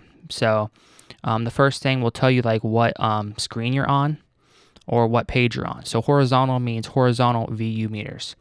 The next thing shows you your basically output volume, and it says master 0.0. So that means you're at 0 decibel. So that means all the way. You're not lowering the volume or anything like that. Next thing will tell you what scene you're on, or if you're not using a scene, what inputs are going to what outputs. And a wild card like the asterisk will basically mean kind of like everything. And then the next thing shows you your current sample rate. So I'm clocking it at 44.1 because the majority of time I'm going to be listening I'll be listening to content in Redbook quality. Most things are 44.1. So I have it clocked at 44.1. And there doesn't seem to be higher decimations of 44.1. There are for 48. You can go up to 192. But there's not a 176 or 88.1 option, which is kind of upsetting. And I mean in my actual Windows sound drop-down settings. They have the options on here, but they don't have it in the actual options on the Windows sounds. At least on Windows 7. It might be available on Windows 10. But on Windows 7, they don't have the decimations for 44.1, or, I mean, the even divisions, but they have them for 48, which is kind of weird. Then the next one, the last status bar indicator, internal, that tells you what clock source you're using. And obviously, internal means you are using the internal clock of the Lynx Hilo itself. Like I said, the Lynx Hilo can sync via word clock to another master clock, or it can be your master clock, and you can sync downstream devices using the word clock out. You can also sync clock signal over AES EBU and over ADAT. So you have the VU meters, and then if I tap up here, you can choose different meters. So you have the analog VU, which kind of shows off like the old school VU meters that you would have on the vintage audio equipment. And you can see you can change like what these VU meters indicate. So I have it set on AES out. So that's going to tell you what are the levels, what are the volume levels of AES EBU out. And you can change it to show the levels of anything, but I have it on that. So it kind of shows you right there, AES out. And then of course there's a setting thing over here. And I think you're able to adjust like the scale or whatever. There's a back button. But yeah, so that's the analog VU. I'm not going to go in too depth of this because, like I said, I've only had this for about a day now. So I'm not that acquainted with it yet. I'm still reading the manual, and plus I have quite a few questions to ask Lynx about the converter, because there are a few things that I have questions about. Like I've looked in here and I don't see anywhere that you can set the bit depth. The only thing you can set seems to be the sample rate. So does it always run at 24-bit, or does it run at 32-bit float, or what? How do you know what the bit depth is? Especially when using the AES EBU out. So that's up in the air. You can set the sample rate, but I don't see anywhere to set the bit depth. So that's kind of interesting. But I digress. So there's the analog VU meter. And I probably will be making more videos on the Hilo down the road as I learn more about it. As I have some questions answered and I learn more stuff about it, I will make another video. This video is more just the unboxing, initial setup, and initial review. I'm sorry I couldn't show the actual installation process, because this workstation, pulling it out and just revamping it all, it took hours. It probably took like 6 hours, because there's so many wires involved with my workstation. I have so much going on. You can obviously see I have a lot going on audio wise, but I have a lot going on networking wise, and just so much stuff. And having this workstation crammed in a corner up against the wall, it's so hard to plug stuff in. I don't even have enough ports on my UPS. I had to use a bunch of power squids and stuff like that. There's just so much going on that it would be, making a video on installing this would have just made it much more of a hassle, and it was already a hassle. So I'm sorry I couldn't show you guys that. Basically, I plugged in the power port in the back into one of the ports available on my UPS on the battery side. So if the power flips, the Hilo doesn't lose power. I plugged in a Mogami AS-EBU XLR cable from the AES out port on the Hilo into the Lynx AS16E card. I got a custom cable from Redco Audio that will give me the AS-EBU channel 1 in and channel 1 out, because I don't have a use for 16 DACs or ADCs. I'm using one DAC and one ADC, so I had Redco Audio make me a custom cable for the AS16E, and so I plugged this into the into that, and I plugged in the XLR line out using the microphone cable, a Mogami Gold cable from the back of my Warm EQPWA equalizer into the left line input of the Lynx Hilo. So they're the only three things plugged into the back of the Hilo. So not terribly much that was involved in doing that anyway. So that's how that was set up. It's coming from the equalizer because my preamp is connected into the equalizer. So the equalizer is after the preamp stage. So that's how that works. So you have horizontal. So you have analog, then you have horizontal, which you guys have seen the horizontal look. That's how horizontal looks. And then you have RTA. I think this means real-time analyzer. And, so it's not showing anything because I have it set on line out. So if I have it set to AS out, there we go. Now you guys can see the real-time analyzer. And this is kind of just showing you like a plot of the frequencies. So you can see the characteristics of my voice there. And I have EQ engaged. I'm not sure how much this is going to change that when I flip the EQ off. So I'm going to go ahead and talk, and I'm going to flip the EQ off. And see, I don't really know much of what it changed. It kind of looks kind of similar to me. So I'm going to flip EQ back on, and their EQ is turned back on. So maybe if I did a deep cut of one of these lower frequencies, you probably would see it like drop off or whatever. But I think you can adjust the scale over here, and I think you can change the colors. So there's that.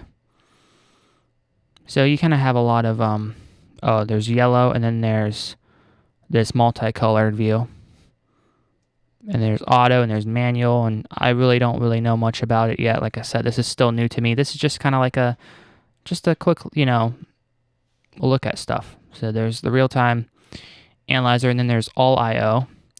So I think this shows you the levels of every single input and output, and obviously there's that. Although I'm not sure why coax and optical are showing up. Maybe because it is outputting to those, even though they're not hooked up.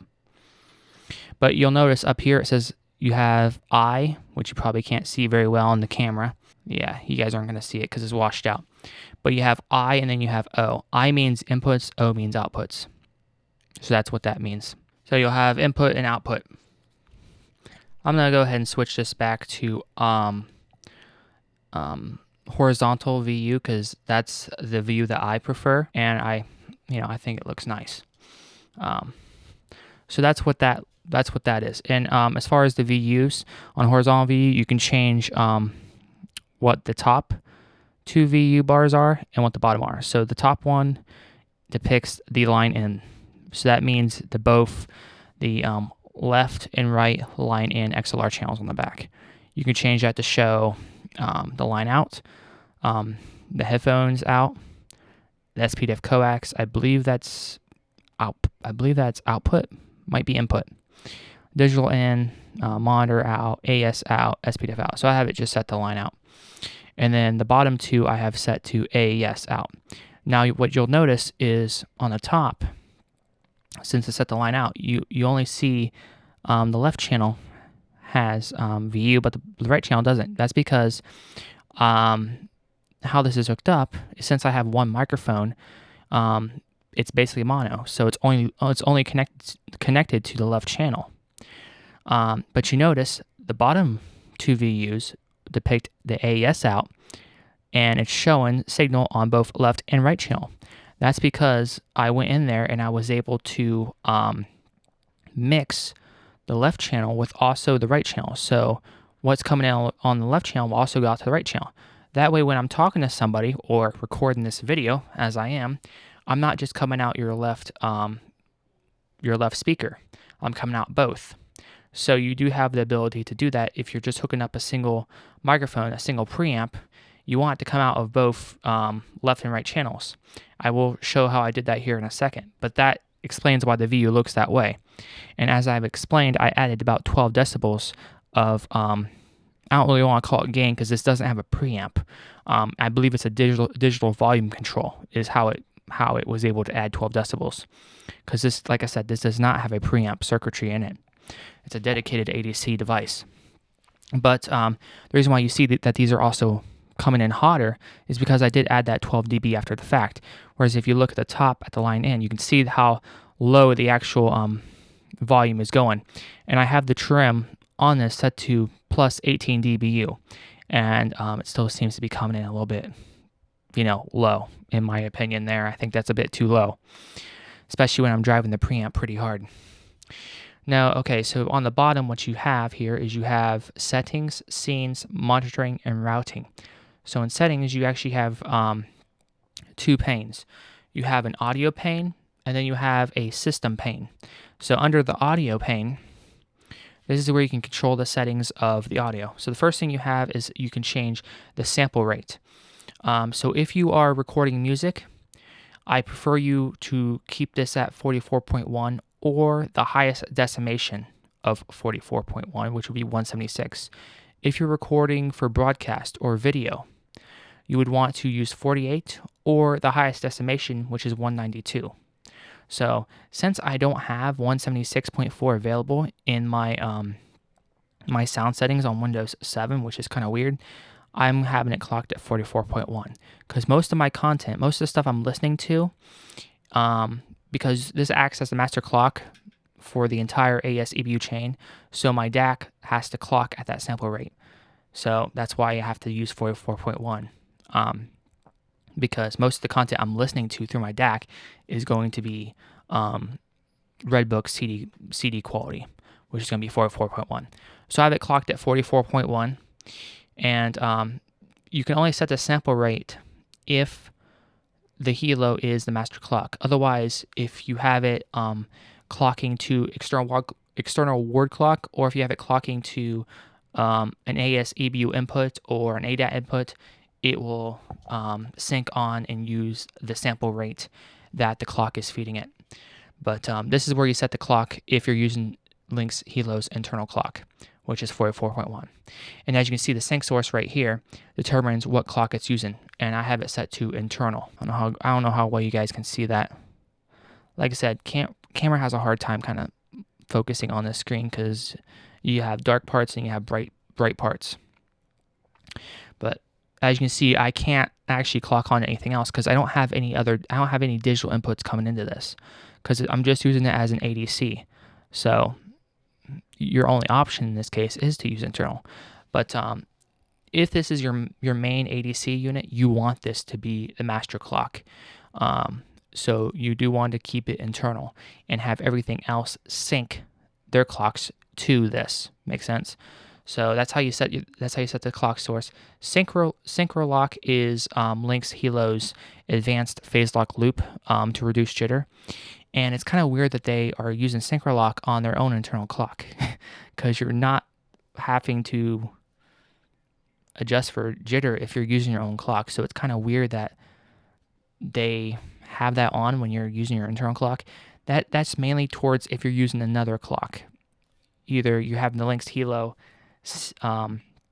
lock onto an external work clock or sync over a AS-EBU or ADAT, or I believe even coax input, and try to extract the clock from those inputs. So I'm not sure why Synchro lock is turned on and locked for the internal clock. that doesn't make sense to me. Maybe Lynx. That might be a question. Might be another question I asked Lynx. Hey, why is Synchro lock turned on when I'm using its own internal clock? You know, It's not like I have to extract a clock or anything. And it is grayed out, so I can't disable or mess with it when I'm using internal clock, which is weird. Digital end source basically means what source you want to use on input. It's just set to AES. Like I said, I'm not using this as a DAC, so this is irrelevant to me. But you can choose AS-EBU, SPDIF coax, or SPDIF optical, which would be Toslink.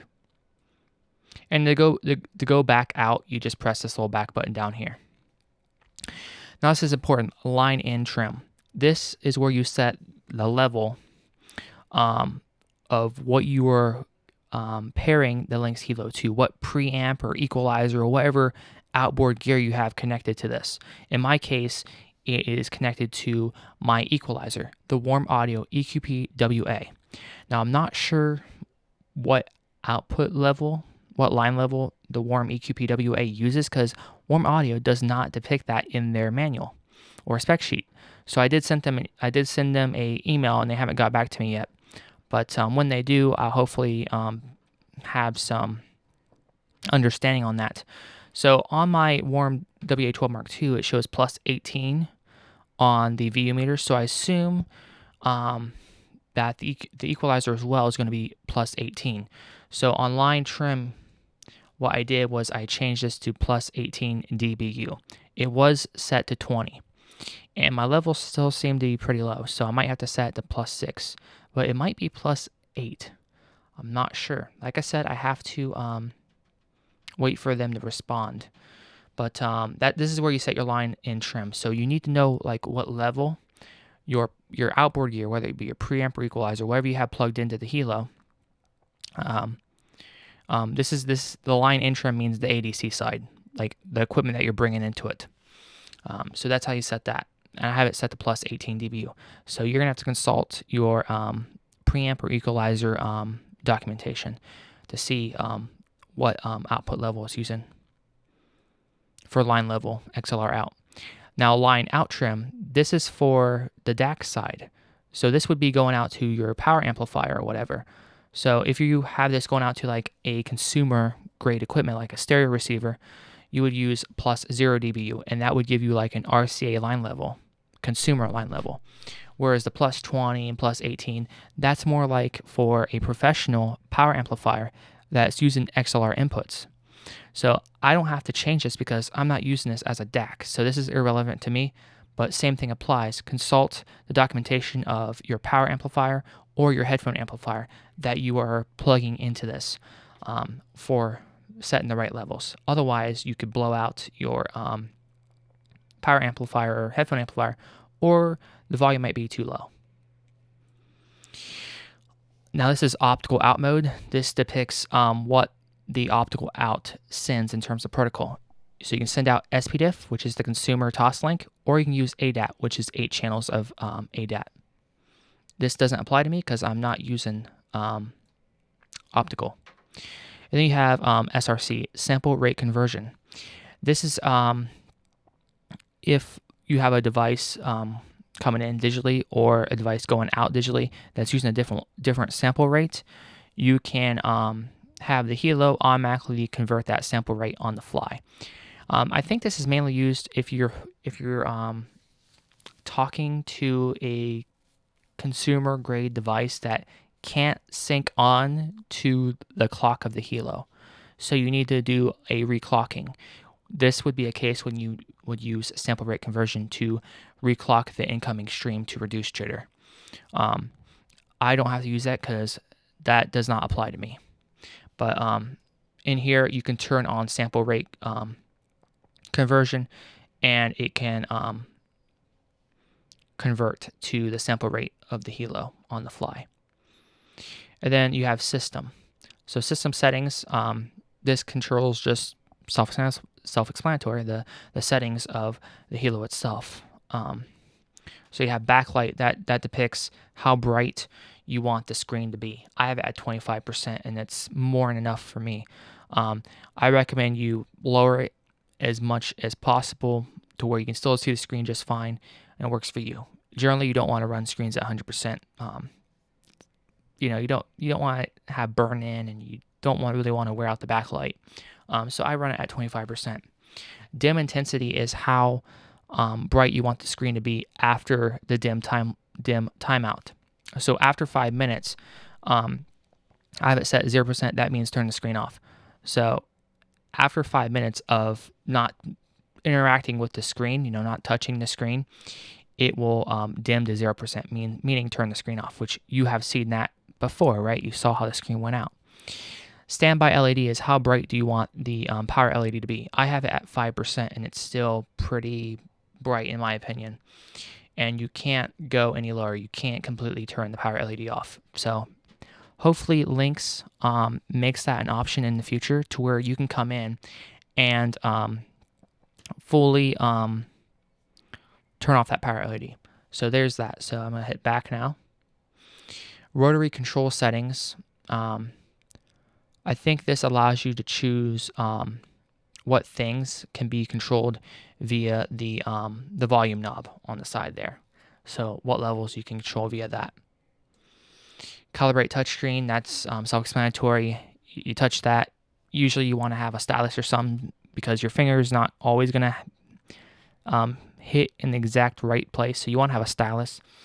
And basically it will show dots and you just press them and that calibrates the screen. I don't have to do that because my screen doesn't really seem to be that off, so self-explanatory. Then you have restore factory defaults. That's pretty self-explanatory. That will reset the device all the way back to factory defaults. I don't want to press on that. Digital in status says unlocked because I don't have any digital inputs. Like I said, I'm not using this as a DAC. I'm using it as strictly a standalone ADC. Language, self-explanatory. In there you have a few options. You have Spanish, Dutch, French, and I believe that's Chinese or it might be Japanese. I'm an idiot, so I don't know. But I have it on English. And about Hilo, you go in here and this will show you. I hope you guys can still hear me. Okay, good.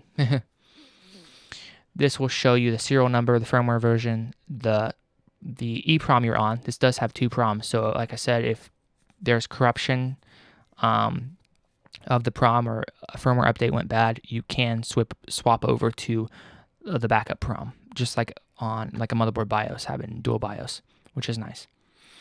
Shows you what LSLOT card you have installed, whether it's Thunderbolt, Dante, USB, I have USB, serial number, the version, and also how you're being powered, whether you're being powered from the wall or a battery. And to get rid of this, you just touch the screen. That's what that is. So I don't care about showing my serial numbers because, like I said, I have this registered with Lynx, and I don't think anybody would be malicious with it. But yeah. And then USB mode, this is where you can change whether you want the USB to be 8-channel or 16 channels emulated over USB. Doesn't apply to me because I'm not using USB. But like I said, this is just a look over. You know what I'm saying? I'm not going to go in full depth because I'm still learning about this device.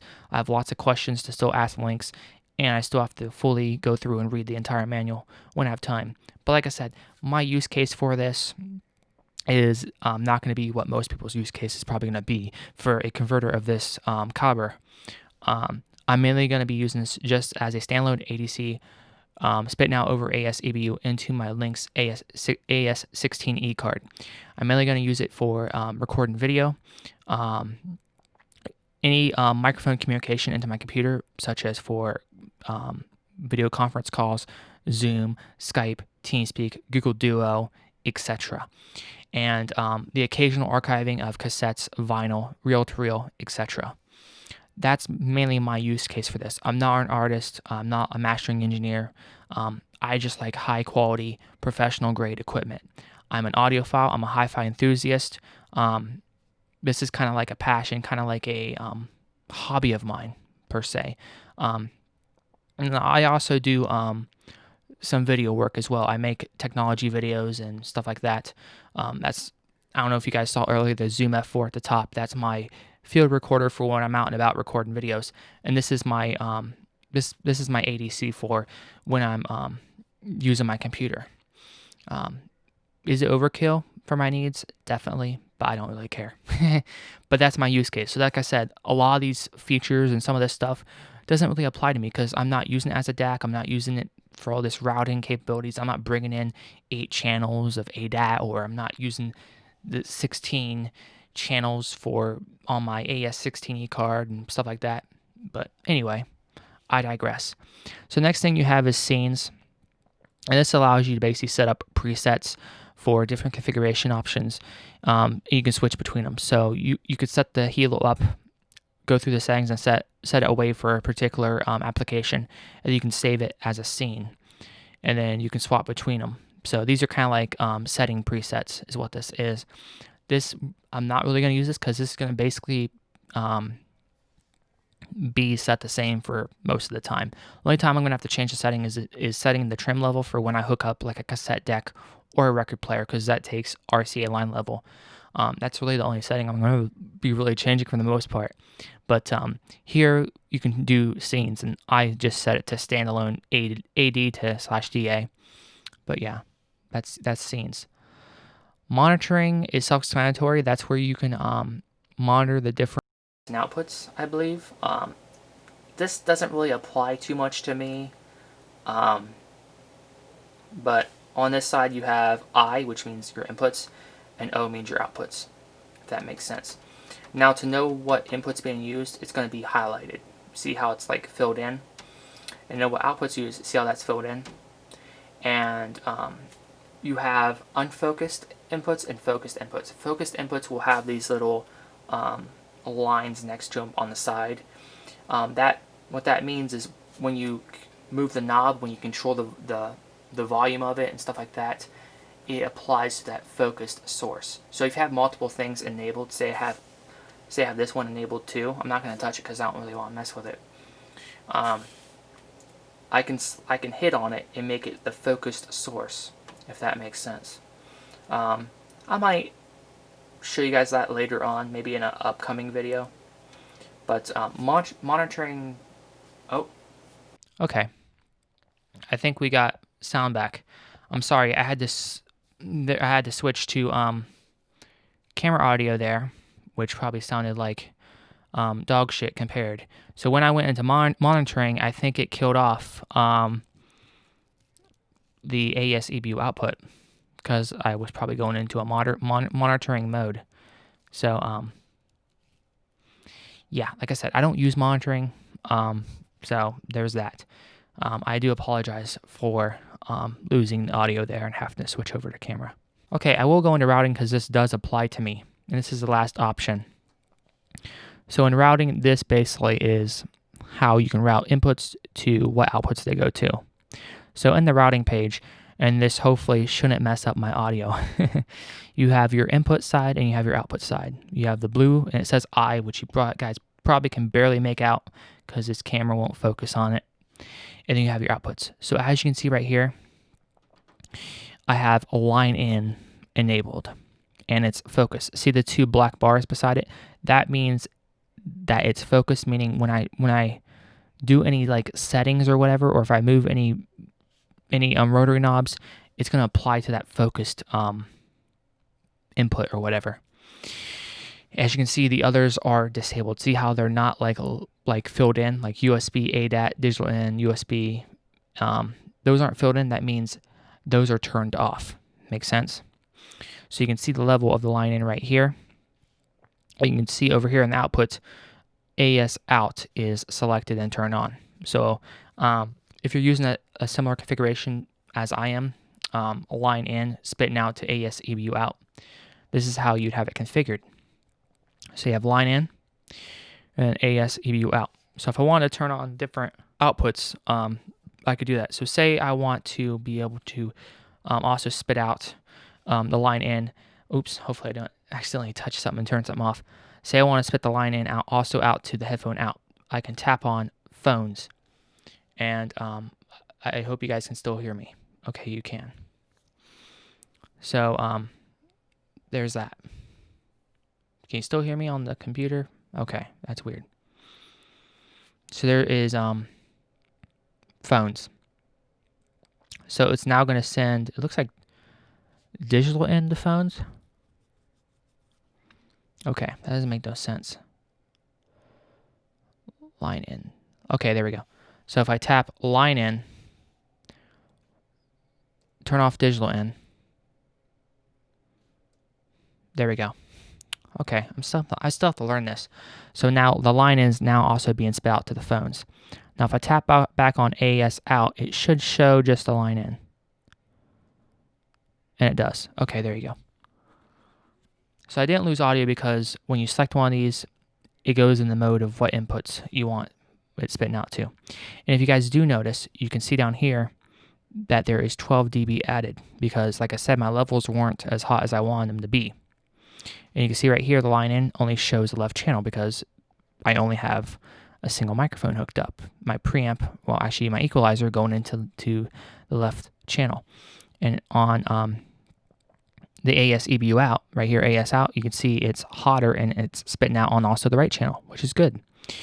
So you're going to see you have these options on both sides. Mute means to mute whatever that source is. So the first thing you have is you have this little squiggly line. The Hilo has a built-in frequency generator. So it can generate a 1 kilohertz tone that you can use for testing or calibrating levels across the various audio equipment devices you have, which is good.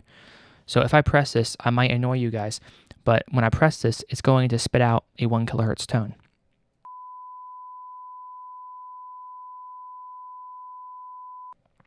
So if you notice, when I pressed that, it gave a 1 kilohertz tone at 40 dB. So I'm going to turn that back on, and I'm going to show you me adjusting the output of that 1 kilohertz tone.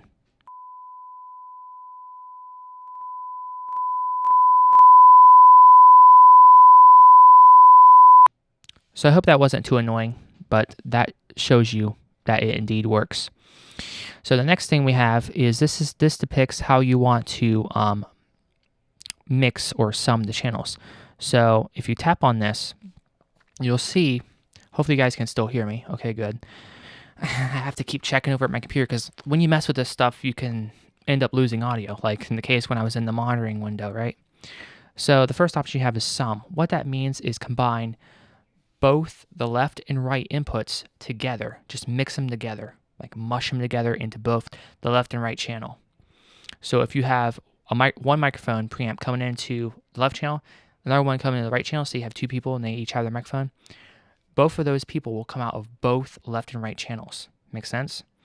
Then you have left channel, which in my case, it means you want the left input to come out of both the left and right channels. The next one is the right channel. That means you want the right input to come out of both the left and right channels. The next one is stereo, which is usually what it'll be on by default, meaning the left input comes out the left channel, the right input comes out the right channel. So that would be in the case you're hooking up cassette deck, reel-to-reel deck where it has, a left and right channel. So in my case, I just have a single preamp hooked up into the left channel, but I want it to come out both the left and right channel because I don't want it to be coming out just your left ear. So I have it set on left, and that is what mixes it to both the left and right channel. Neat? Neat. So that's how that works. I hope you guys can still hear me. I have to keep looking over because, like I said, when you touch this stuff, you can lose audio because it's setting stuff. The next one is mute. So if I press this, you guys shouldn't have heard me, but you saw the VU meter still moving. So that mutes the audio. And then next you have solo, which I believe that's a way to where you can just isolate all the other inputs and just listen to that individual source that you have selected. So if you have like noise, you don't know what source is coming in on or something like that, you can hit solo and just hear that input. Does that make sense? So that's a neat feature, not going to be in my use case. And then you also have volume here. This isn't preamp gain. This is, I believe it is digital volume after the A to D conversion process. So you can add 12 dB of digital gain if you need it. You shouldn't have to add any gain. You should have this at 0.0 and match up the right trim levels. But in my case, something is not set right. And I have to figure out what the actual trim level should be or why my preamp is not spitting out as hot. My preamp was acting a little iffy because when I pulled out the workstation build, I unplugged the preamp when it was still on. I wasn't paying attention to that. So that shouldn't damage the preamp, but I don't know. Ever since I put the workstation back, hooked everything back up, my preamp's been acting a little weird. Like sometimes when I engage phantom power, it doesn't engage. I think the buttons were sticking or something. I don't know. But it's working now, and it was working when I called up my friend and stuff. It worked for hours, so I don't know. It was just acting a little bit iffy. So it could be my preamp just being iffy, which I'm not too thrilled about because this preamp's a lot of money, and I really like this preamp, and I don't want it to be acting up. But it's working right now for this video, right? It's been working flawless, so I don't know. But anyway, I digress. So that is solo. And I added 12 dB of digital gain. This isn't a preamp. So I can adjust that. You want to keep this at 0.0 if you can. So you can adjust that. You can also adjust the line output. I don't think it doesn't appear that you can add. So if I try to turn this up, you can't add any gain on the digital AES EBU output, but you can certainly subtract. But you generally want to keep these at 0.0 on both for optimal best performance, right? But I have to add 12. I have to add 12 dB because my levels. I don't know why. But there is that. So there's the routing page. You can adjust what inputs go to what outputs, and the one that has the two like lines on it is the one that is in focus, which means this volume setting and these things will apply to whatever is in focus. Makes sense? And being filled in means that input is enabled. Where see how these aren't filled in? These aren't enabled. That means they're disabled. They're turned off. So line in is enabled, and then AES EBU out is enabled. And that's how I'm able to pull in my line in and go out to AES EBU. Neat? Neat. So I'll go back out. As you guys see, you guys can look at the pretty VU meter all day long. And so I think that's going to wrap it up for now. I might hop over on the computer to show you guys how I have it set up. Like I said, I have this interfaced over AES EBU into my Lynx AES16E card. And all I had to do was install the drivers for the AES16E card, and it just picked it right up and works flawless. And I do have the AES16E card locking sync to the Hilo's to the Hilo's clock. It's syncing over the AES EBU connection, so I don't have to use the clock out if I don't want to. I can just sync over the AES EBU connection, if that makes sense. But I think I will hop over the computer to show you guys briefly on the computer how it is, and we will wrap up this video on the Lynx Hilo. And if you guys have any questions or want to see future videos on the Hilo, please leave the comments. I'll be glad to make more videos on the Hilo. And like I said, I've only had this for a day, so I'm learning more about it. I'm going to ask Lynx a bunch of questions. I'm going to read the manual more fully, play around with it more. And as I figure more stuff out, I'll make videos. And there will definitely be a video of when I get my high-end cassette decks, and I'll be archiving cassettes. So the cassette decks I'm going to get is going to be a Marantz PMD 222, a Sony TC-D5, and I think those are the two decks I'm looking at. Yes. And the reason why I'm going with portable cassette decks is I don't have a lot of room in my room. I have very limited space, so I can't have like a big cassette deck. And these two cassette decks, they're portable, but they're professional cassette decks. They're very high quality. So when I get those, we'll be hooking it up to the Lynx Hilo, and I'll have a RCA to XLR cable, because these cassette decks have an RCA line out, and we'll set the right trim level, and we'll archive cassettes using the Lynx Hilo. And since the Lynx Hilo is such a very, very high quality, high caliber ADC, we can really make some good archives. Might also do vinyl down the road too, and also reel to reel. So there's a lot of videos I can be doing down the road when see fit. I could look at this VU all day. It's beautiful. I can also look at my the one on my Warm WA12 Mark II as well. But if I zoom back out like that, you guys can kind of get a little glimpse of the rack there.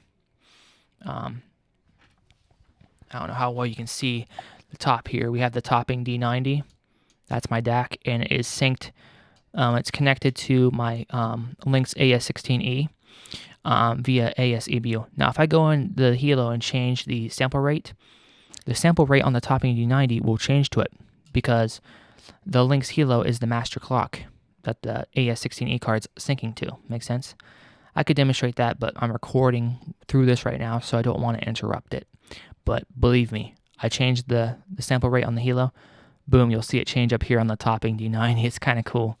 But yeah, I always thought it was pretty neat. But yeah, the topping D90, I'm using that as a DAC because this is like one of the best DACs out there, especially for the money you can buy. It uses the AKM AK4499. It's pretty well implemented. It's 120 dB cyanide DAC. It has XLR outputs, RC outputs, AS-EBU, which, as you can see, it's using AES. It's going out through RCA right now because it's going out to my stereo. But I also have XLR, which is going into my topping D90. This is my headphone amp. This is a very, very nice headphone amp. The performance metrics on it is phenomenal as well.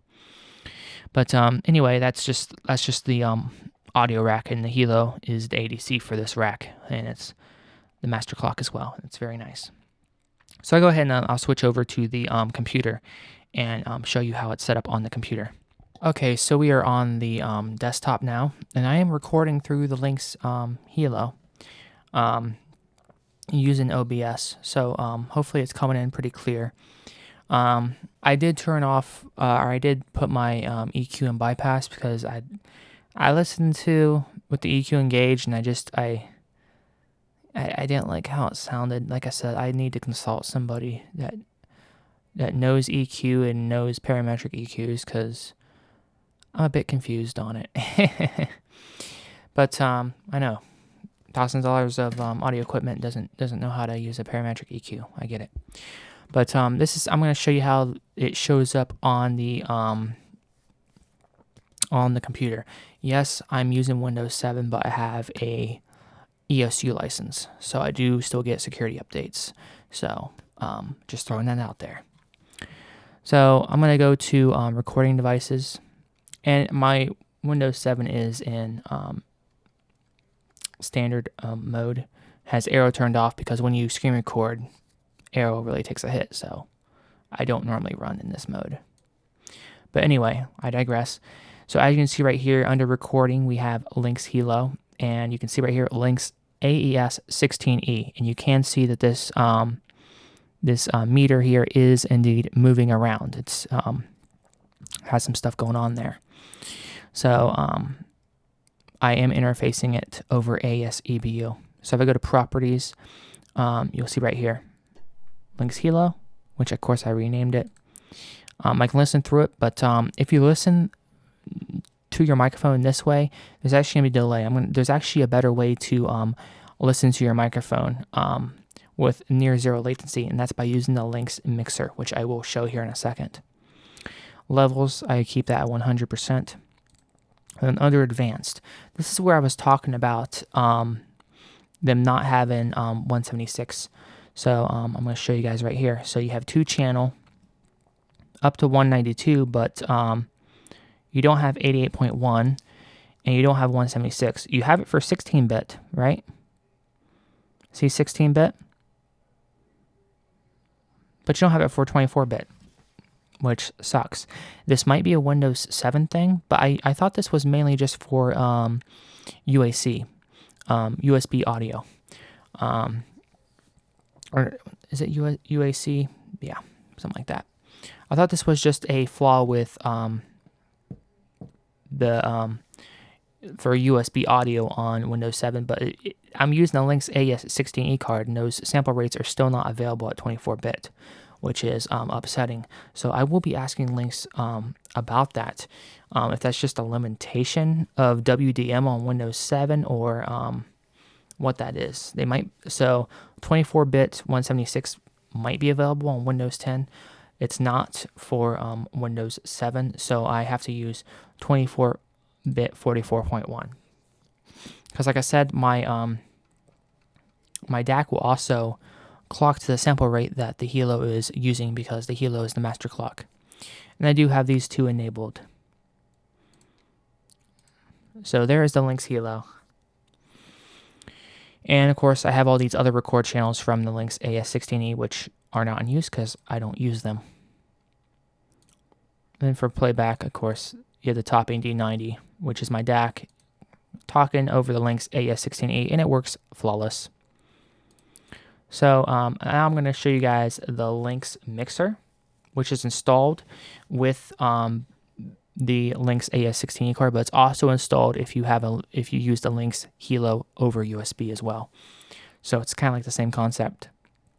So if I turn this on, you guys will see right here, it's going to show what the AES16E card is using for its sample rate, what it's synced to, and its preferred source is digital N1, which digital N1 means ASEBU channel 1, which is the Lynx Hilo. So it's clocking over ASEBU to the Lynx Hilo's clock. So if I was to change the sample rate on the Lynx Hilo, you'll see this update right here. And I do have synchro locked turned on the AES16E card. So the AES16E card is doing its advanced phase lock loop to try to extract the clock signal and match it as closely as it can to the Lynx Hilo's clock. I do have rate lock turned on just to stop it from switching itself from 44.1, because you do want this to match what sample rate you have in the Windows WDM in the Windows mixer. So the Windows mixer does not do any resampling, because if this is 44 or if this is 48 and you have in the Windows WDM set to 44.1, the Windows mixer will have to resample. So you want the sample rate to match across everything, across the Lynx mixer, the Hilo, and on WDM, and also on the application that you're recording with. So you want this to match, which it does. Otherwise, the Windows mixer, which is what WDM is, and this right here, see, this is volume mixer. So any programs such as Google Chrome, Spotify, your standard programs, they're going to go out via WDM. Whereas if you're using like a digital audio workstation program such as Pro Tools or FL Studio or something like that, that can utilize ASIO, where you don't have to worry about the sample rates matching and stuff, because it will use whatever the Lynx mixer is synced at. But anyway, this right here is the Windows mixer, this volume mixer, so which I do use a lot of. If you can notice, I keep it open because I have to adjust the volumes for different things, but which works flawless with that. But you want to make sure the sample rate is definitely matched. So you see right here, you have DI1L. That means digital in, one left channel and then right channel, and you see how they're both evened out, because on the Hilo, remember I had it set on left to where it will basically mix the left channel onto the right channel. And as you can see right here, it is doing that, which is nice. Now, in the mixer itself, if I click on this button to unmute right here, what this will do is it will spit out my microphone out through my stereo. It will basically spit out the input from the ADC, which is the Hilo, out to the DAC, which is my topping D90. And if you want to listen to your mic or whatever, if you want to listen, this is the best way to do it. So if I unmute, I will, well, I had to quickly unmute there because stereo is right behind me, and you know what happens when you have a microphone next to a speaker, right? Yeah, get a loud screech. But this right here, when I unmute this, the latency is dead on. There is no latency at all because this does not go through the Windows mixer at all. If you look over here, you won't see anything move. You won't see anything pop up. This goes, I believe this just interacts directly in between, directly on the Lynx AS16E card. So it's taking that digital signal in from the ADC and just boom, spitting it right out the output to the DAC, and it is dead on. So if you want to hear yourself accurately and with absolute minimal latency, this is the best way to do it, is just unmute, which I might do a little bit. And as you can see, I'm coming out the stereo now, which I don't know if you can hear that echo in the background, but I'll go ahead and mute it again.